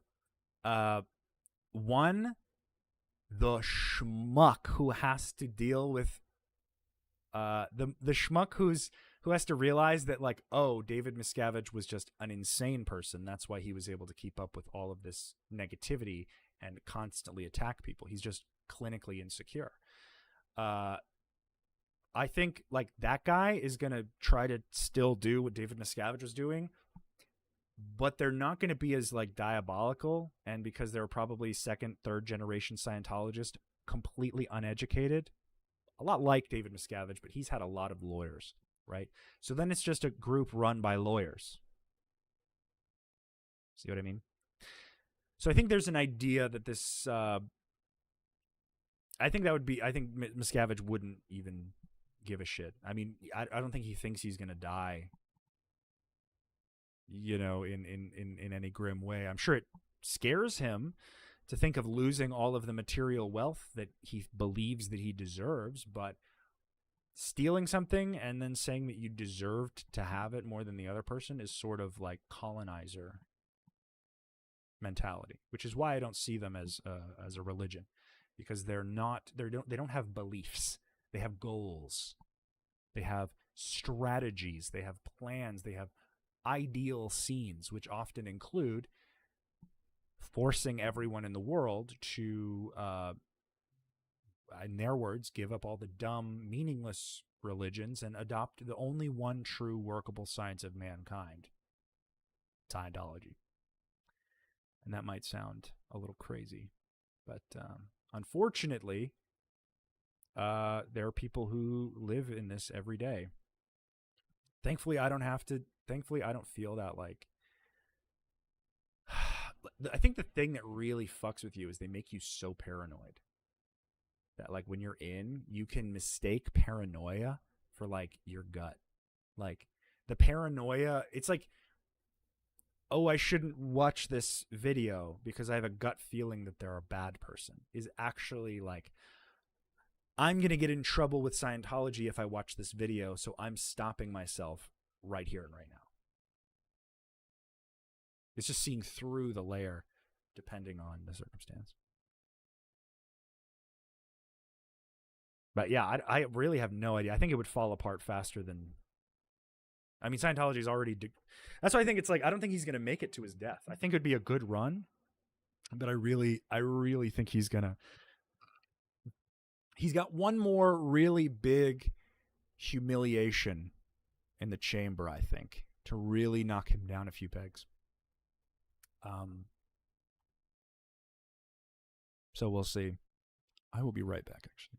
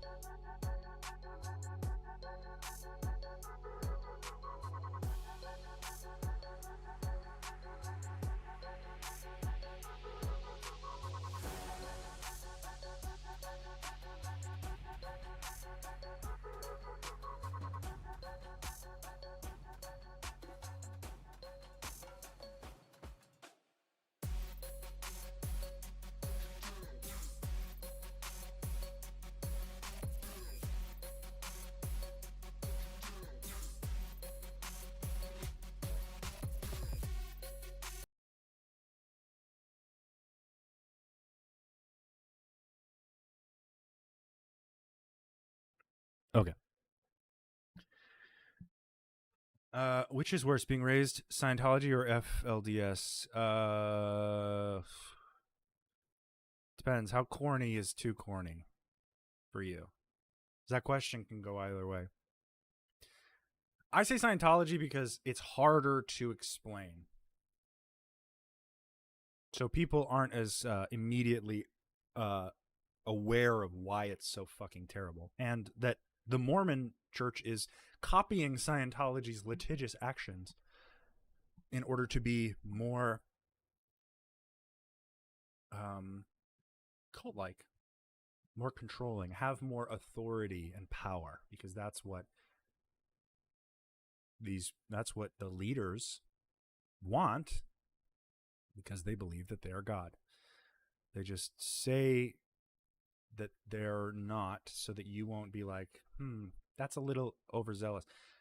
Like, lying is OP, is overpowered mechanic. Motherfuckers be lying about the simplest shit, and it will just like change the trajectory. Like,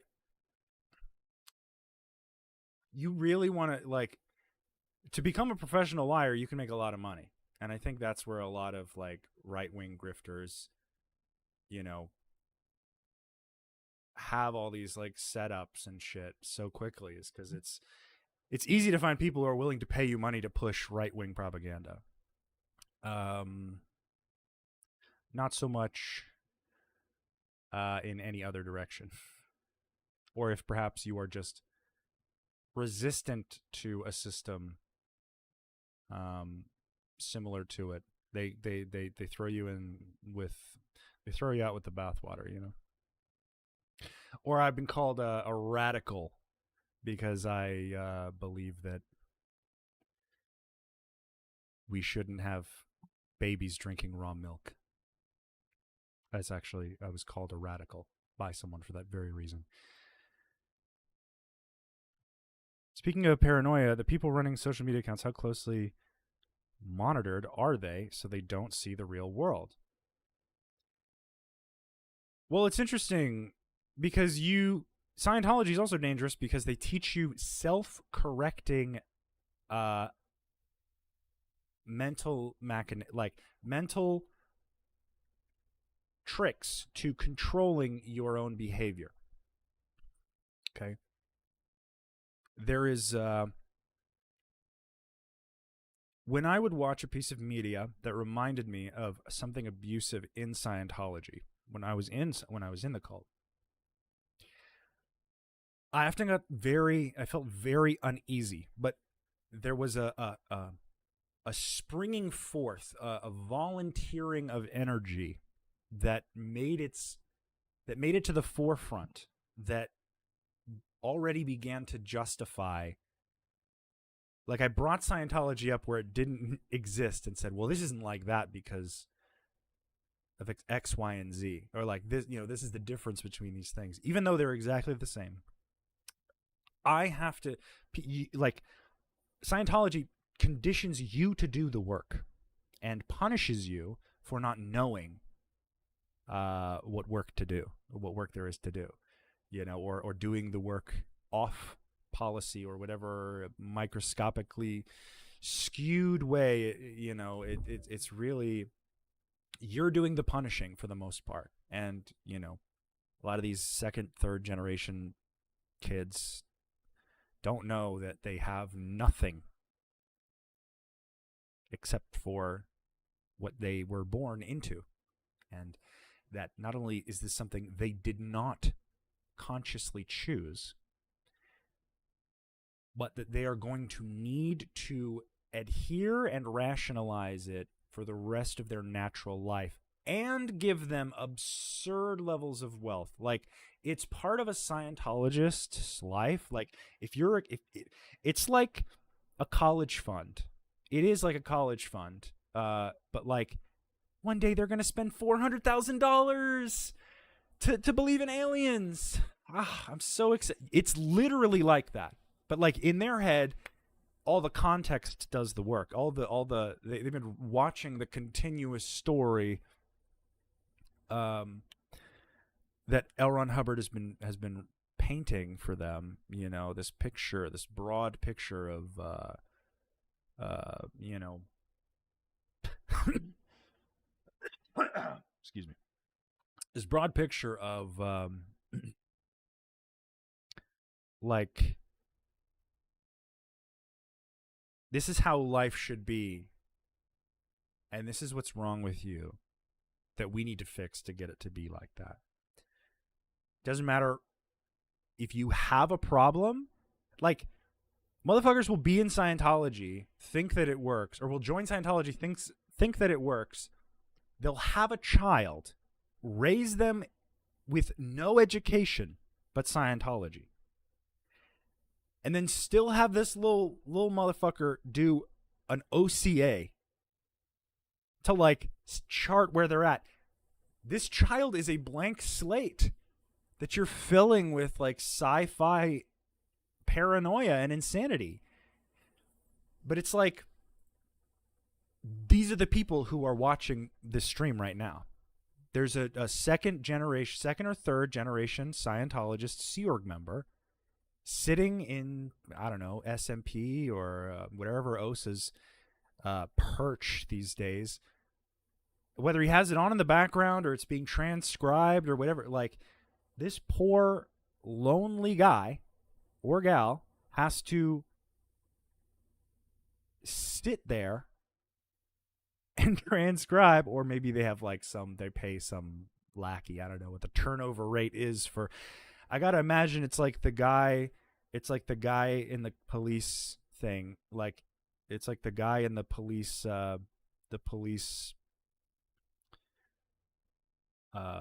agencies that have to like watch, like sift through all the CSAM. It's like a similar job. It's like you have to get the person who is like, isn't like a creep, or well, I mean, in this comparison isn't fantastic, but like for them it's that serious. They're like, this is the stuff we really hope you're not here to watch, but we're gonna make you watch it because you got to make sure that it's not damning enough or whatever. Like, but like, the cognitive dissonance, I feel like, because they show up for the job, it's easier to just like, turn that, light switch off.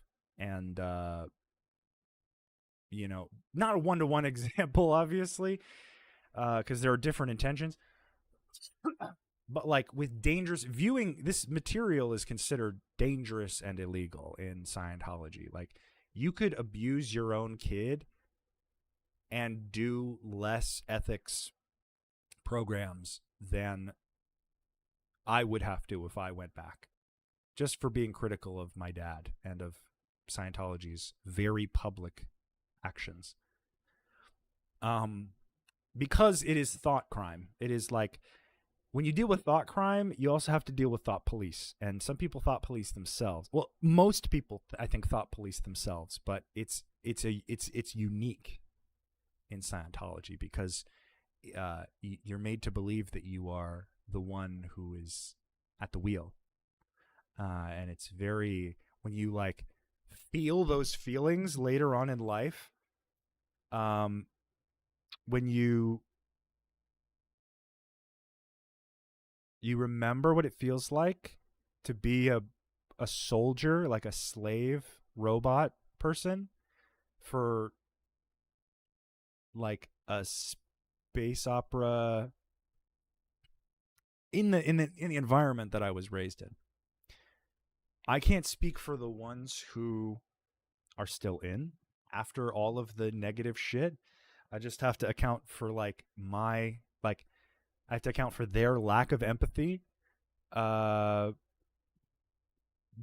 for some people it's just like easier to be a robot, and it's easier to turn off. There's a lot of negativity in the world. There's a lot of just like a lot of horrible parts to being alive and being a human being on planet Earth. And instead of understanding that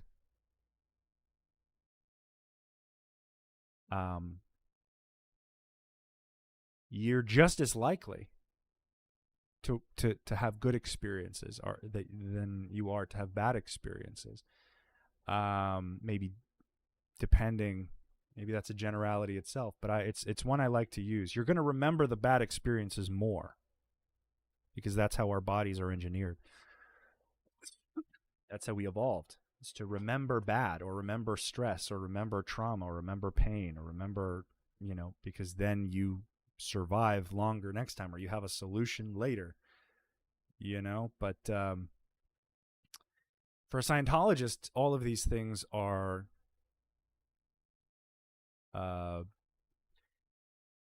you come to understand in Scientology that you, as something that is not your body, can be disconnected from your purposes and your identity so far as you can,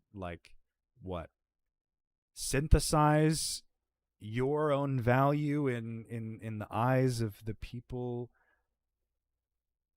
you're rooting for. Synthesize your value in your own group. You join the Sea Org, you sign this contract, and in your head you're thinking of all the amazing things you're going to do. And that's what I did when I signed a Sea Org contract. I was sat there, the Qualsec of Flag, FSO, to my right, the senior intern supervisor, very important people in this building. The Qualsec more so. But, and they are, I know I'm being worked over, and they have a quota basically on people to recruit, and I was being singled out. I was being basically coerced because I was attentive and I was precise and good at reproducing the same results over and over again, and I was really good at sec checking. Unfortunately, I was sort of the golden boy of sec checking for a bit. So they used me for that. Just for a moment, but I learned a lot, I guess. Learned that they're all the same, that everyone in Scientology does the same shit that everyone else does and thinks that they're terrible about. Everything a Scientologist thinks is bad about another person is just projection of things that they think that they're things that they've made to feel about themselves that are bad. They both do the same fucking shit. Just the Scientologist is going to punish himself more, and subject himself to more punishment on behalf of some supposed, it's like space karma sort of magic. The whole transgression, you deserve your own pain kind of cycle. They call it the overt motivator sequence. You do something bad and then you hate yourself for doing it, and then you pull in literally the bad thing that happens to you. So it's but that's only because you at some point did something bad.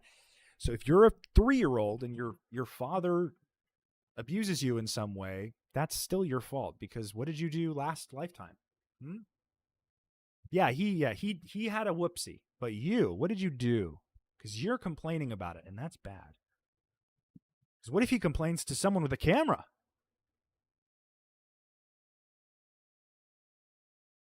God forbid.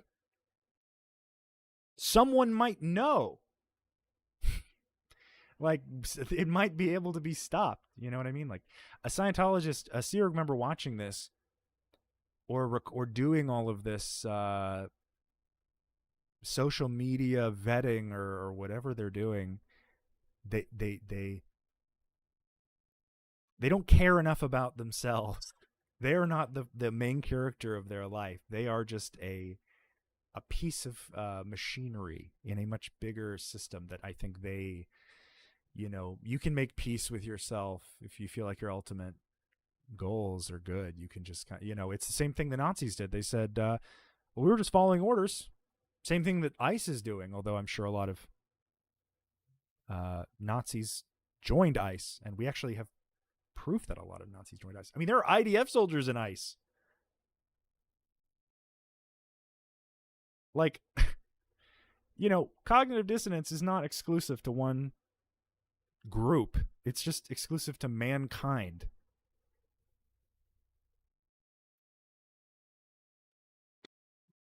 Left-wing audience just doesn't take debate as often. Yeah. And like, it's usually like the right does personal attacks and a bunch of like emotional argument. They don't feel good, they don't like, they don't agree. It may like I am offended when, but there's no like technical breakdown ever really of like the substance of their argument. One of the biggest issues I have with people on my stream is I never get trolled in a way that's entertaining enough to my sensibilities, because it's all just like they'll come in, they'll just start like attacking, and then I'm like, so this is all it's going to be, right? Everyone is like, oh, trolls, the trolls, it's going to be so bad because the trolls. But like the trolls are just, they lift their hands up and they say, I'm a troll. And then you're like, oh, thank you. Next. But I wish it was more entertaining. I wish they would really make me work for it, you know. You asked me another question. Was Dr. Berg mostly apolitical for most of your life? No. Oh my God. It's really strange seeing him endorse free market conservatism and the Republican Party. Yeah, because he is an extremely private person, because he knows that like it's embarrassing to look like a fascist. So he doesn't want to tell people that. But he will openly give money to RFK and to Trump, and you know, probably host Republican parties, and Republican parties full of Republicans. The Republican Party is, you know, but I mean, she's friends with people who are on the board of Republican think tanks. My mom, that is. Both my parents. I mean, friends is, they don't have friends. They, I think anyone who knows my parents are probably using them just as much as my parents, you know, like I was saying earlier. But what is it? He's apolitical because of the YouTube guidelines, because for a long period of time, his entire income was tied to the ad revenue of his YouTube videos and his supplements.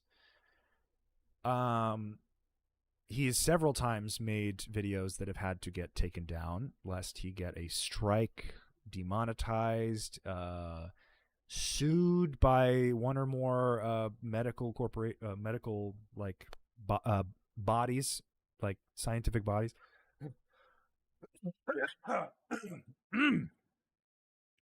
Throat is dry.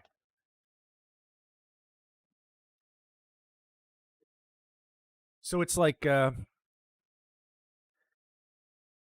but I mean, he's been pretty Republican, but since Trump, he's been MAGA. He has been fascist. He has been like mask off. Like, it just brought out something in him. I mean, from the, like, I remember I was like, really? Donald Trump is running for president? And he's like, yeah, he's gonna drain the swamp. He's gonna do all this stuff. And I'm like, Donald Trump? I don't know. That guy has a lot of failed businesses. And they're like, and he's like scoffs, and he's like, what would you know? Well, he's actually a businessman. He's done business, and we need to run this country like a business. And I was like, even I, as like a, you know, younger man, I was like, that doesn't sound, those sound like two fucking different things, though. Because I've seen how you run your business, and you treat your employees like they owe you for having, for working there. So it was interesting. I was very nervous, and they actually, and once I saw like that he was using his riot police in DC to like just fucking beat up protesters. One famous video where like there's one of the first protests that I can recall a few years ago, before I left, mind you. So this was like 2019, maybe 2020. an old man who was just making his way through the crowd was knocked over by a cop, and he smacked his head on the concrete and started bleeding everywhere. And I showed this to my mom, and I was like, I know you're really for this, you're against these protesters, but like the police are actually accountable for the harm that they commit. And because this old man was wearing a mask because it was COVID, she blew the whole thing off. She was like, well, you should know there's two sides to every story. I'm like, yeah, there's the side that pushed an old man on the ground for just fucking walking, shoved his ass 5 feet away and smacked him on the concrete, almost like killing him, potentially killing him. And then there's the old man who was just walking, but he was wearing a mask and therefore probably a liberal, and Donald Trump says liberals are bad guys. So I can sleep at night being okay with that. That's like the vision, that's the view I got of my parents, is that like, so long as it's good for them, perfectly fine. And like, you know, I would argue that all people who turn MAGA were always like that. Yeah. They just have been given permission to take off the white hood and be loud about fascism without pretending to have shame. I've been saying that. I mean, when I was I was working on this video for like almost a year about Scientology infiltrating the White House, and I had all these pieces connected, and it just didn't come together the way I wanted it to. And the way things change so rapidly, you know, and it was insane. Anyway, but I agree. I think a lot of people are willing to. One part of the script was basically me talking about how we have replaced integrity with aligning ourselves and identifying ourselves with whatever group we are least embarrassed by the reaction to their activity. So, which is not a new thing to say. It's just kind of like, for me, like, it wasn't just about politics, because politics is an idea, but a group is just is like a structured collection of people. So ideas are often used. Political ideas are mostly used to control people. And the worse, I think, my parents, the deeper my parents got into Scientology, the more violent their sensibilities became about solutions to problems. And then that amplified with their association with MAGA, who is notoriously a very, very violent and dangerous group of people. So what was once shameful became like, oh, well, you don't know. It's like, what don't I know? Best explanation I've ever heard of Trump. He didn't change anything. He's an ultraviolet light in a hotel room you thought was clean, but now it's right out in the open and you can't unsee it. Yeah. It's like, and then after Epstein, like, and my dad still didn't say anything, and my mom didn't say anything, and my brother didn't say anything. My brother and sister both voted for Trump, and my sister thinks of herself as some like enlightened indie, you know, hippie type, which I learned later is like a rich kid stereotype. I did not know that. But like, and she, you know, she has gay friends and all these things, and I didn't even vote for Trump I didn't vote for Trump either time, but like the second time, especially, I was like, who'd you vote for? And she's like, oh, well, I voted for Trump. And I'm like, are you serious? I know mom and dad are dumb as fuck. But you voted for Trump? Or did you just ask them who should I vote for and then did it like that? I'm almost certain that's what she did. But like, I think she's in levels of cope that I can't even. And she doesn't want to explain herself. She doesn't want to talk about it. For her, it's just easier to just be like, I've made my absolute opinion about you, and therefore everything you say moving forward is scary, spooky manipulation. Everyone thinks I'm manipulating them because I'm like asking them to feel emotions. Everybody, meaning like two or three people I used to talk to when I was like, have you ever thought of how I feel and not just about how Scientology feels? And they're like, you're emotionally manipulating me.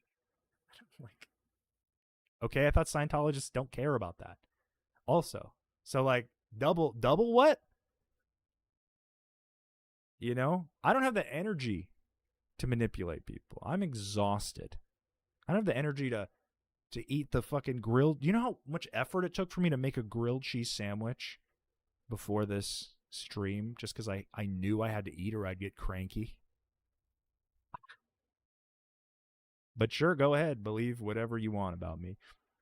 But yeah, Trump, I think is just like the useful idiot for the people next to him. God, what's that fucking snake's name with the glasses? The House Speaker, Corny McDumbfuck, the guy with the glasses and the little coiffed hair, who's like, I could literally look him up. I have a browser open. Mike Johnson. Ugh, fucking Christ, that guy. Mike Johnson, another very bad liar. But I mean, for me, I'm really good at. I like to pride myself on like reading people, but not as like a skill, as in an adverse effect. So it's like burned in. I'm forced to do this. But Mike Johnson lies every single time he opens his mouth, and he does it in the exact same way. He just yesterday was like. Or I don't know if it was yesterday. I saw it yesterday. This guy being like, if we lose the primary or if we lose the midterms, forget about impeachment. They're going to be holding criminal investigations on everyone in this room, including me. And it's like,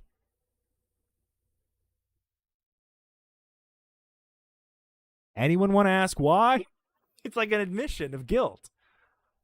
Ugh.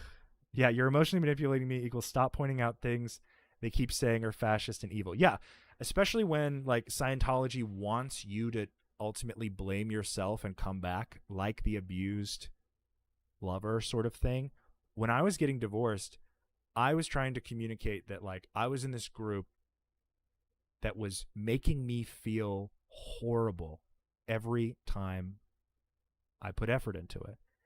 And I'm not going to be in it anymore, and I'm going to see you in it, and you're going to distance yourself from me and see me less and treat me like I'm lesser because I don't want to, So it was like, would you take a step back from Scientology for me? She said, no. Are you cheating on me? Oh my God. And I was like, oh, so you checked out.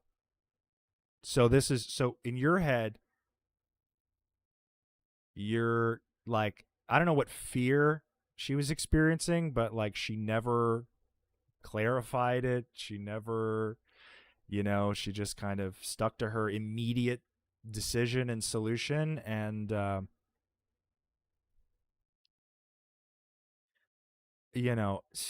mean, divorce was for the best. Honestly, that's why I asked for it. I'm frustrated with everything American liberals who keep saying everything will be fine once Trump leaves, dies. No, he's a puppet. And everyone is telling him what to do and what to say. This will not stop him. Correct. He's been asleep for a while. We can tell. They wheel him out while he's asleep. He'll actually be like, sir, can you come into this room while we discuss this thing and sit here? Okay, good. He's going to be asleep for the next 20 to 25 minutes while we deliver this address. And he's just like,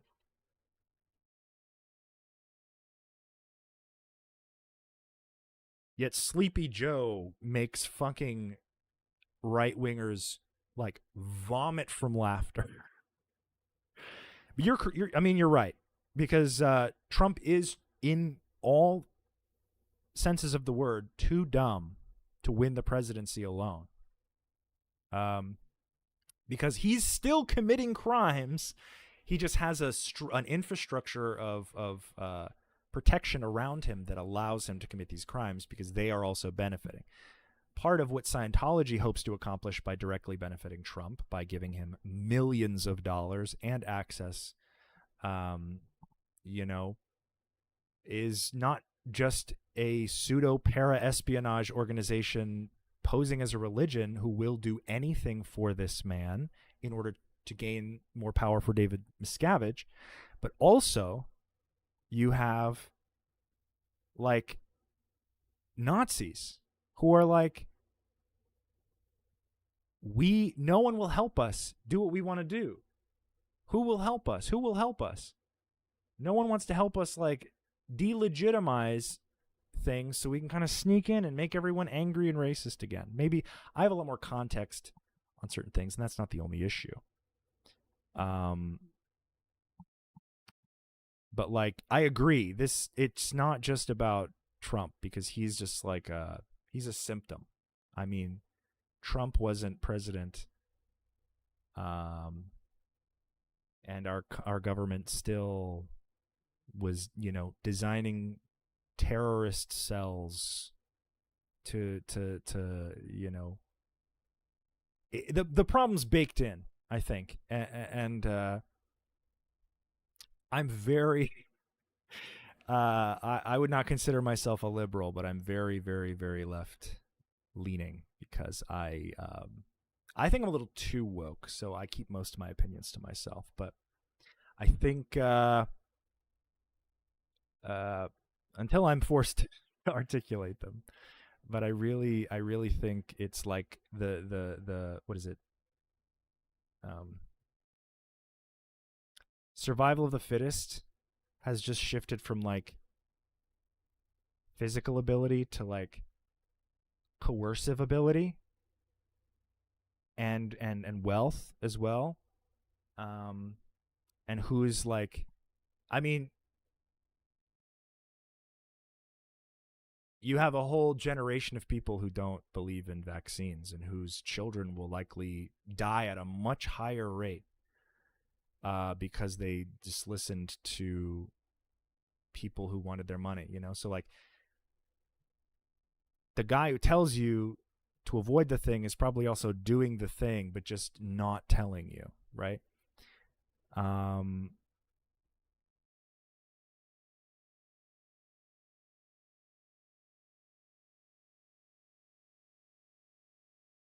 But it's I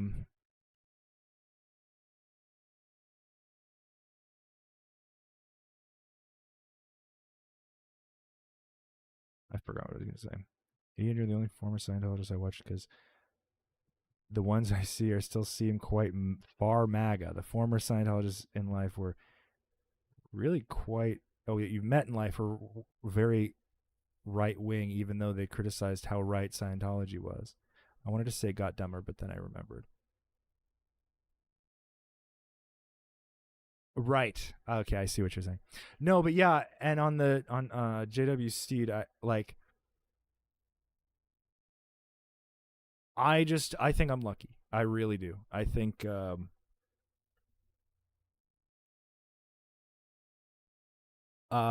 it brings me more joy in my when people are actually happy and not just pretending to be happy. And I think from a very young age, I was just a little bit more honest and observant, and my autism played a really big part in that. And being like the straight man in like a family full of zealous idiots who are just like, I mean, I'm not trying to say that everyone in my family is dumb, because this is a relative spectrum of incidental experience. But the older I got, it seemed as though everyone around me was getting more hateful, and I was trying to look for more Anyone want to do something fun? Anyone want to do something happy? And then it's hard to say that I translated that to my family because they were always very negative. But with MAGA, it's like I just did all that. I was just following a guy everyone told me was right. And now you want me to follow another guy who's breaking the Constitution? I don't agree with everything in the Constitution, but I'm not going to throw it out the fucking window. You got to get people to like do it the democratic way. There are amendments because it can be amended. But then just instead of doing that, being like, oh, I'm totally okay with the Speaker of the House and all of his little butt buddies being like, yeah, and nowhere in the Constitution does it say separation of church and state.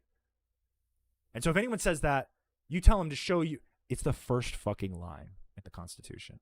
And you have these absolutely ancient dinosaurs holding on to the last microscopic crumb of authority they think they have in order to not lose their fucking minds. And Mike Johnson looks and sounds terrified.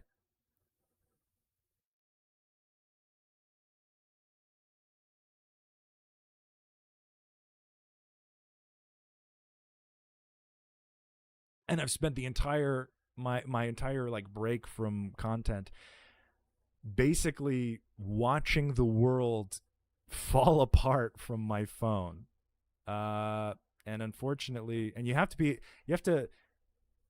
just believe everything you see, but at the same time, like, there's so much happening. Like, I almost came back a few times, but it's like, I couldn't come back because I knew I had a problem with like getting too worked up. And that was still happening like a lot. And then so now I have things like regulated a lot better. And I was like, okay, well, at least I'm going to get worked up. I'm not going to get that worked up. And so, but again, like, I don't go from like, I don't know if it's like what prevents that self-awareness, but like, if I hold two contradicting statements, there's got to be like a reason that they're contradicting and still being held. Personally, maybe that's just some wild idea I had. Like, yeah, sometimes I'll clean the dishes and then sometimes I'll wait until the morning because I just don't fucking wanna. But it's okay. Like, nothing's gonna happen in between the night and the morning to like make that a problem. But like you saying that, like, oh, I'm not racist, I just believe that we should, or I'm not classist, or I'm not a bad person, but I do think that we should criminalize homelessness and then put them in jail to use as free labor, because they'll probably be, it's better than them just being on the streets. I'm gonna think you're a fucking psychopath. I'm sorry. I don't think that's controversial. And I think one of the main reasons I haven't come back is because I deluded myself into thinking that was controversial. Because everyone's like, oh, don't say that. Things aren't like that. You can't bring that up. People don't like that. Like the whole Israel thing, like, I went from not really knowing anything about Israel to knowing everything about Israel. And not a great place to raise a family.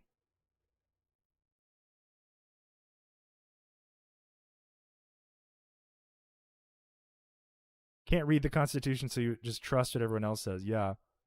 First thing the cult does is to ensure that kids cannot have access to education. So much harder to question if you cannot read other ideas and actual factual evidence. I agree. And that's why, again, I said this yesterday, I feel like I'm lucky because I was naturally curious. I was just always asking more questions. Like, yeah, I didn't study as much because I had like ADHD and, you know, I thought I had dyslexia, but it was just like, it was difficult for me to focus, and I was very hyper and autistic. So I needed like some special accessibility to keep me on track, and I just got none of it. And actually instead I was then punished for these things, which irreversibly has damaged my psyche. And so from then I'm thinking like, well, why should I give a fuck what any of these psychopaths have to say? You know, like I grew up with people who, like my dad, when I worked for him, was just sending me like videos of people, like gore videos, and like he sent me a video of like this guy who just like murdered his neighbors in cold blood, and it was just like a sent it to my work email. What was it? Ian B at, or Ian at drberg.com or whatever it was, whatever my thing.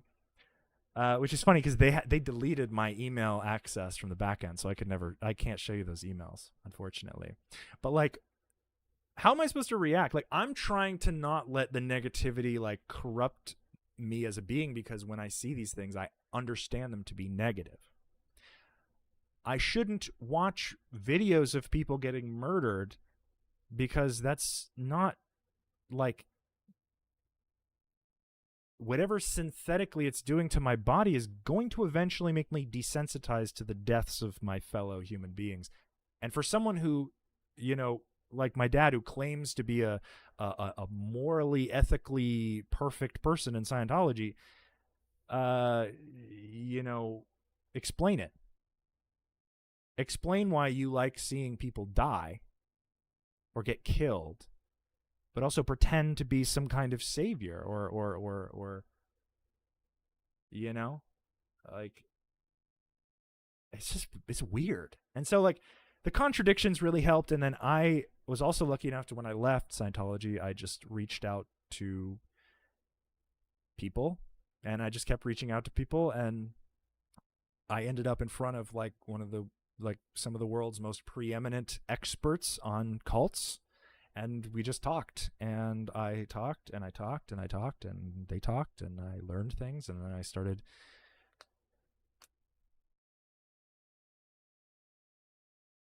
I just gave it time. It became like all of my problems, and there was a moment that publicly there was like this whole like mental breakdown thing where things just got a lot. Like there was like a lot of awareness of what had actually happened to me in the cult that hit me like all at once, and that was devastating. And I couldn't work, I couldn't sleep, I couldn't eat, it was pretty bad. And I had to dig myself out of the trenches. You know, I had to one day at a time, one night at a time, one,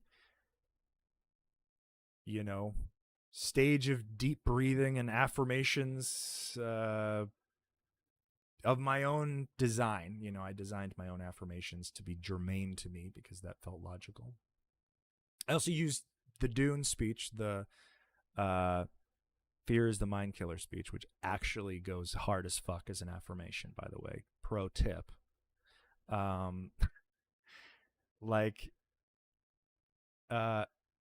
But eventually I developed this thing that's like, for me, it's like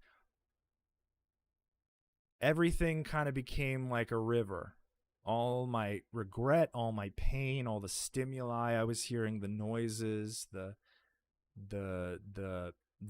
spontaneous thoughts, the pictures, like it's just all like a torrent all the time. Sometimes it gets overwhelming. So I just imagine it like a river, and I'm in the middle of the river and it's washing me away, and you just close your eyes and you kind of try to calm down a little bit, and then you plant your feet, and then you just open your eyes and you let the water of the river just pass right by. You just be a steady, fixed point. And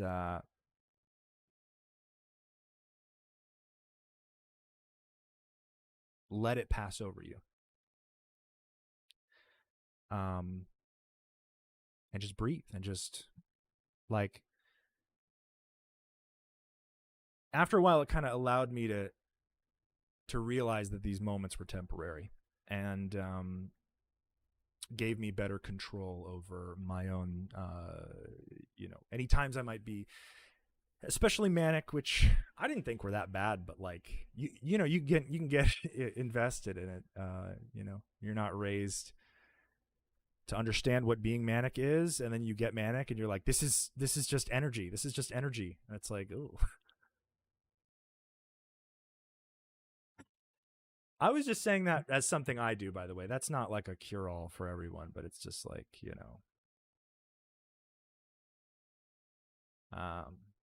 animals is a good one too. My cat is asleep in the other room. I try to play with him random parts of the day. But he does like to rip my skin to pieces with his sharp parts.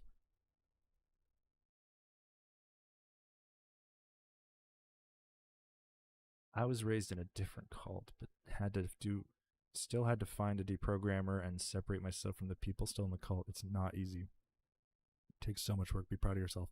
Pride is feels very pride feels like a bizarre thing to have, because I feel like pride should be assigned to individual accomplishments and not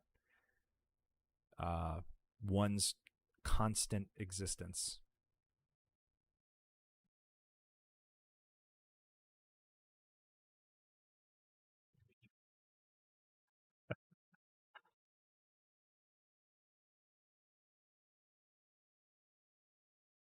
It's difficult. I mean, it's the same reason I have difficulty like accepting compliments. It's just like, or saying you're welcome. Like, why am I saying you're welcome? Were you entitled? Was I entitled to your thanks for doing something that I thought was good, or that I thought was spontaneous and like helpful? Okay. I just say of course. I don't say you're welcome. I say of course. But it's like, it fucks you up. I mean,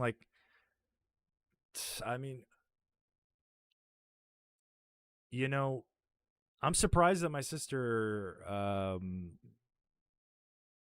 with all the media she's immersed in, that she doesn't see that like she's now in a family full of like Nazi losers.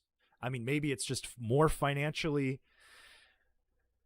equitable for her because her parents are 100 millionaire Nazis, so she can be. They wouldn't use that word, obviously, because if they call themselves something else, then they don't have to use the word Nazi. And then they're not Nazis, see? Because they're not using the word. Why care, though? Let everyone be the hell they want to be.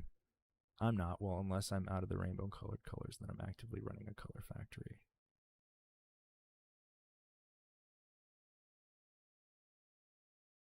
Why do they care? Or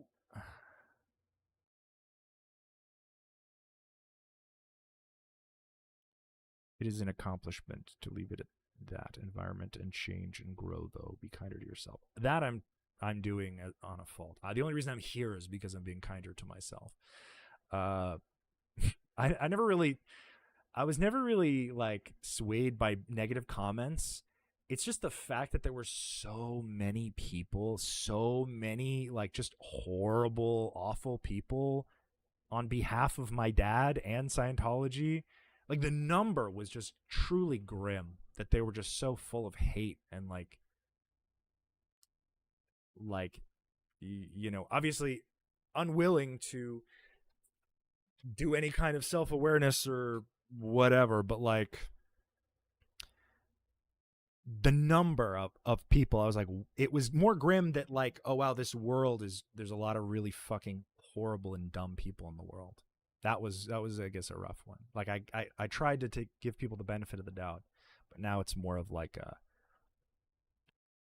am I in a place where giving people the benefit of the doubt will result in like me aligning with a fucking loser who's gonna say a lot of really gross racist shit, or misogynistic shit or go throw a woman against a brick wall, and then I have to fucking deal with the fact that everyone, you know, oh, I saw that interview you did with that guy, and I have to be like, yeah, well, don't watch that guy. You know, like, so now I'm just a little more, now it's like, you just have to be conscious of it.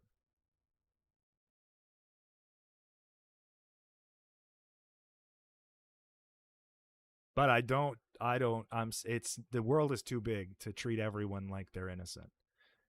And I can tell based on the words, like the intent of most comments or messages. So I don't really treat everyone the same, you know. Sometimes I can tell when someone knows nothing, and then I take this opportunity to try to direct their attention. Like when people say prayers for Dr. Berg.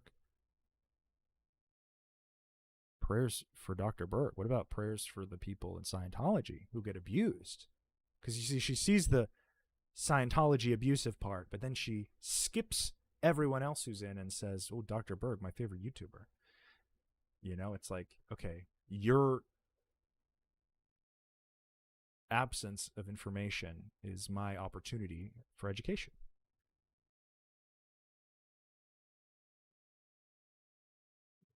ChatGPT, how do we manage dealing? I don't think ChatGPT's listening. I think they gave up.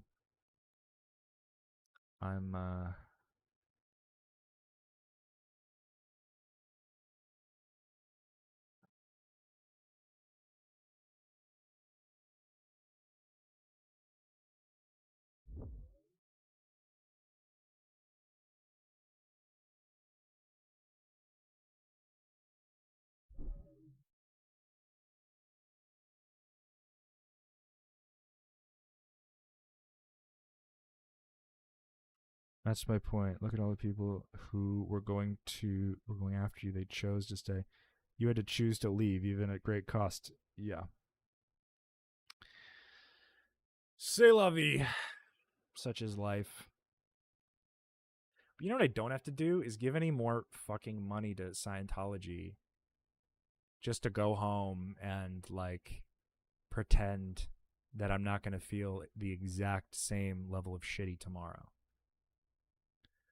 So however, you know, little money I have, I would have tremendously less if I was still a Scientologist.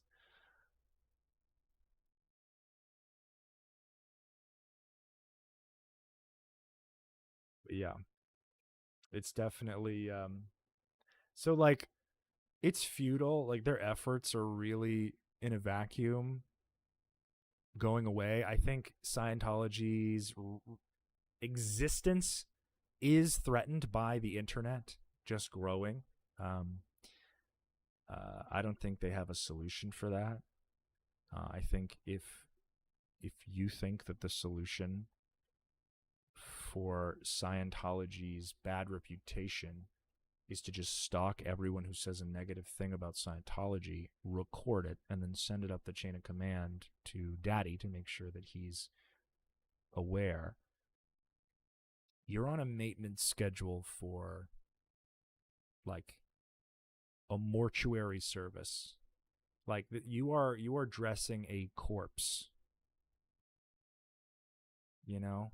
Like that's if you stop what you're doing and all of Scientology, like if you stop and all the buildings, like if management loses its money and none of the buildings can be paid for and everything shuts down and the back taxes to the IRS destroy Scientology completely, was it even a religion to begin with? You know, like I see this as an inevitability. Whether David Miscavige will cut and run before he realizes that that's the reality is what's to be seen. Because I see him just taking all the physical assets that he has, the monetary assets that he has, and just bailing in the dead of night, like getting some of his guys to like once he realizes the heat is like at his doorstep or gonna be, he's gonna pack up and he's gonna go in hiding, and he's gonna have like 3 people that he talks to who are like his absolute. It's gonna be like a Netanyahu type relationship with Scientology. Not like it even isn't like that now, but like he'll be wanted for crimes more so than he is already. I just think like it's irrelevant to think about what the Scientologists will be doing, because a couple of them will think that it's worth saving, and then most of the people will just move on with their lives and not use it like they were before.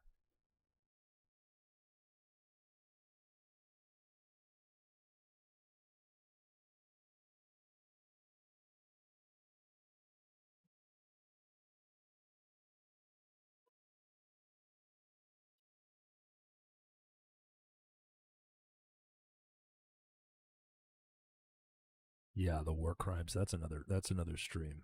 The war crime stream. I want to do fundraisers, but I have 2 talents. One is yapping. So what am I? And the other I'm too nervous to do in public. Ideally that would make for a great reason to do fundraising, but I don't think I have the numbers for that.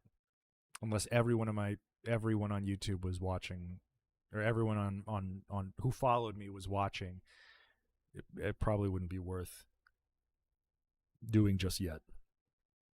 But I have ideas. Yeah, if they can raise money for a cult, I can raise money for like the aftermath or something. Feeding Gazan children or fucking something that matters more than selling Dianetics. I mean, I could raise money for the Girl Scouts. I could buying a box of Girl Scout cookies does more good in the world than spending $100,000 in Scientology. Quote me on that.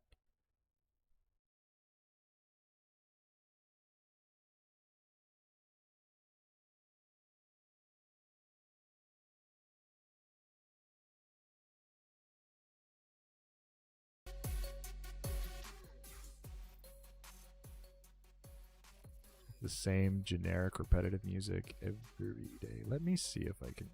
He has different albums. Let's see.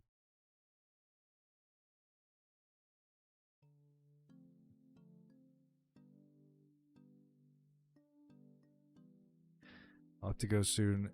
It's late in my country, but where all this dark, heavy stuff, what are things bringing you joy right now? What brings me joy? Playing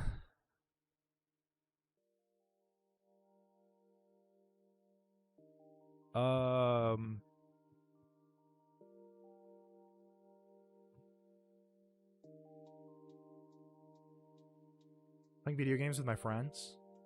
That's probably one of the things I missed out on the most when I was a kid.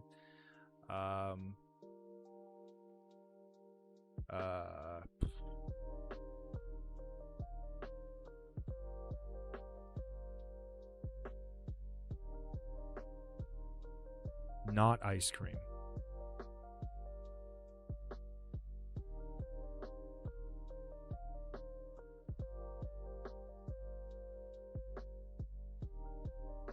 I'm not a sweets guy.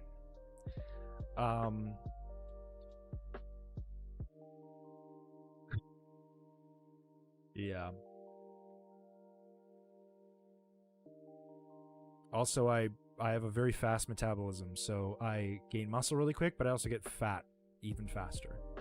So, for me, it's a struggle.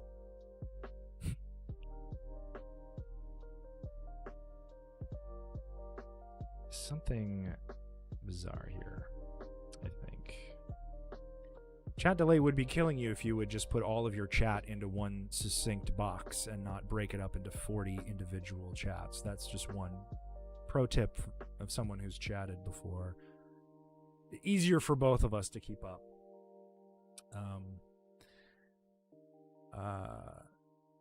What else do I enjoy?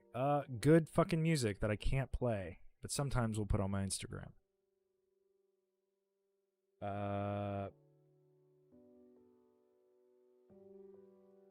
I have this like coffee order that I make at home, which is coffee and 3 blinkers. It's just black coffee, cream, sugar, and 3 blinkers. It's honestly the best coffee you'll ever have. So I'm enjoying that as well.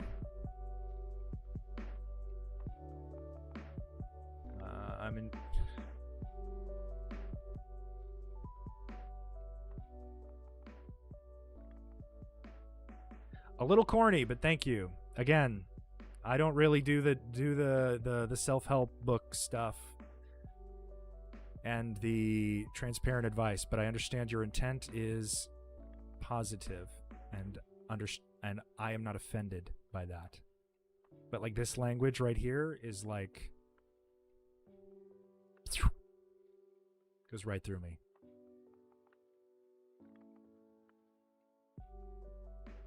I hope that makes sense. It's like, it's almost patronizing a little bit, because of how, but it's not, again, not your fault. Google it. I'm sorry. That's all you get.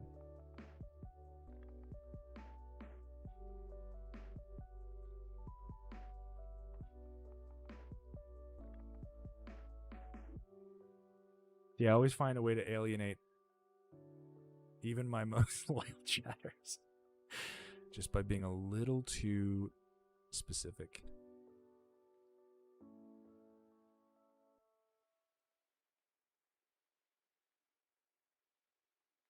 But I have people who I've been meaning to stream with. So I think I'm going to reach out to some of them and see if they want to talk, because that makes my job easier. And I'm going to be yapping anyway. Incessantly. Actually, I think I'm going to be yapping too much. I think it's more likely that I'll get sued for talking too much, more so than I'll be sued for what I say. Anyway, speaking of yapping, I think I'm done. It's a little early. It's about an hour early. But I'll probably have something tomorrow. I just didn't have a lot. I had like some stuff, and then I realized as I was coming in, I'm not going to watch this fucking exhausting hour-and-a-half long podcast that no one is going to be anything but dumber for having seen. Also, because it's just fluff. Like, do you want to watch a guy... do you want to watch 2 people on a podcast just jerk each other off for an hour and a half? Don't answer that. All right. Hasta la vista, y'all. Peace.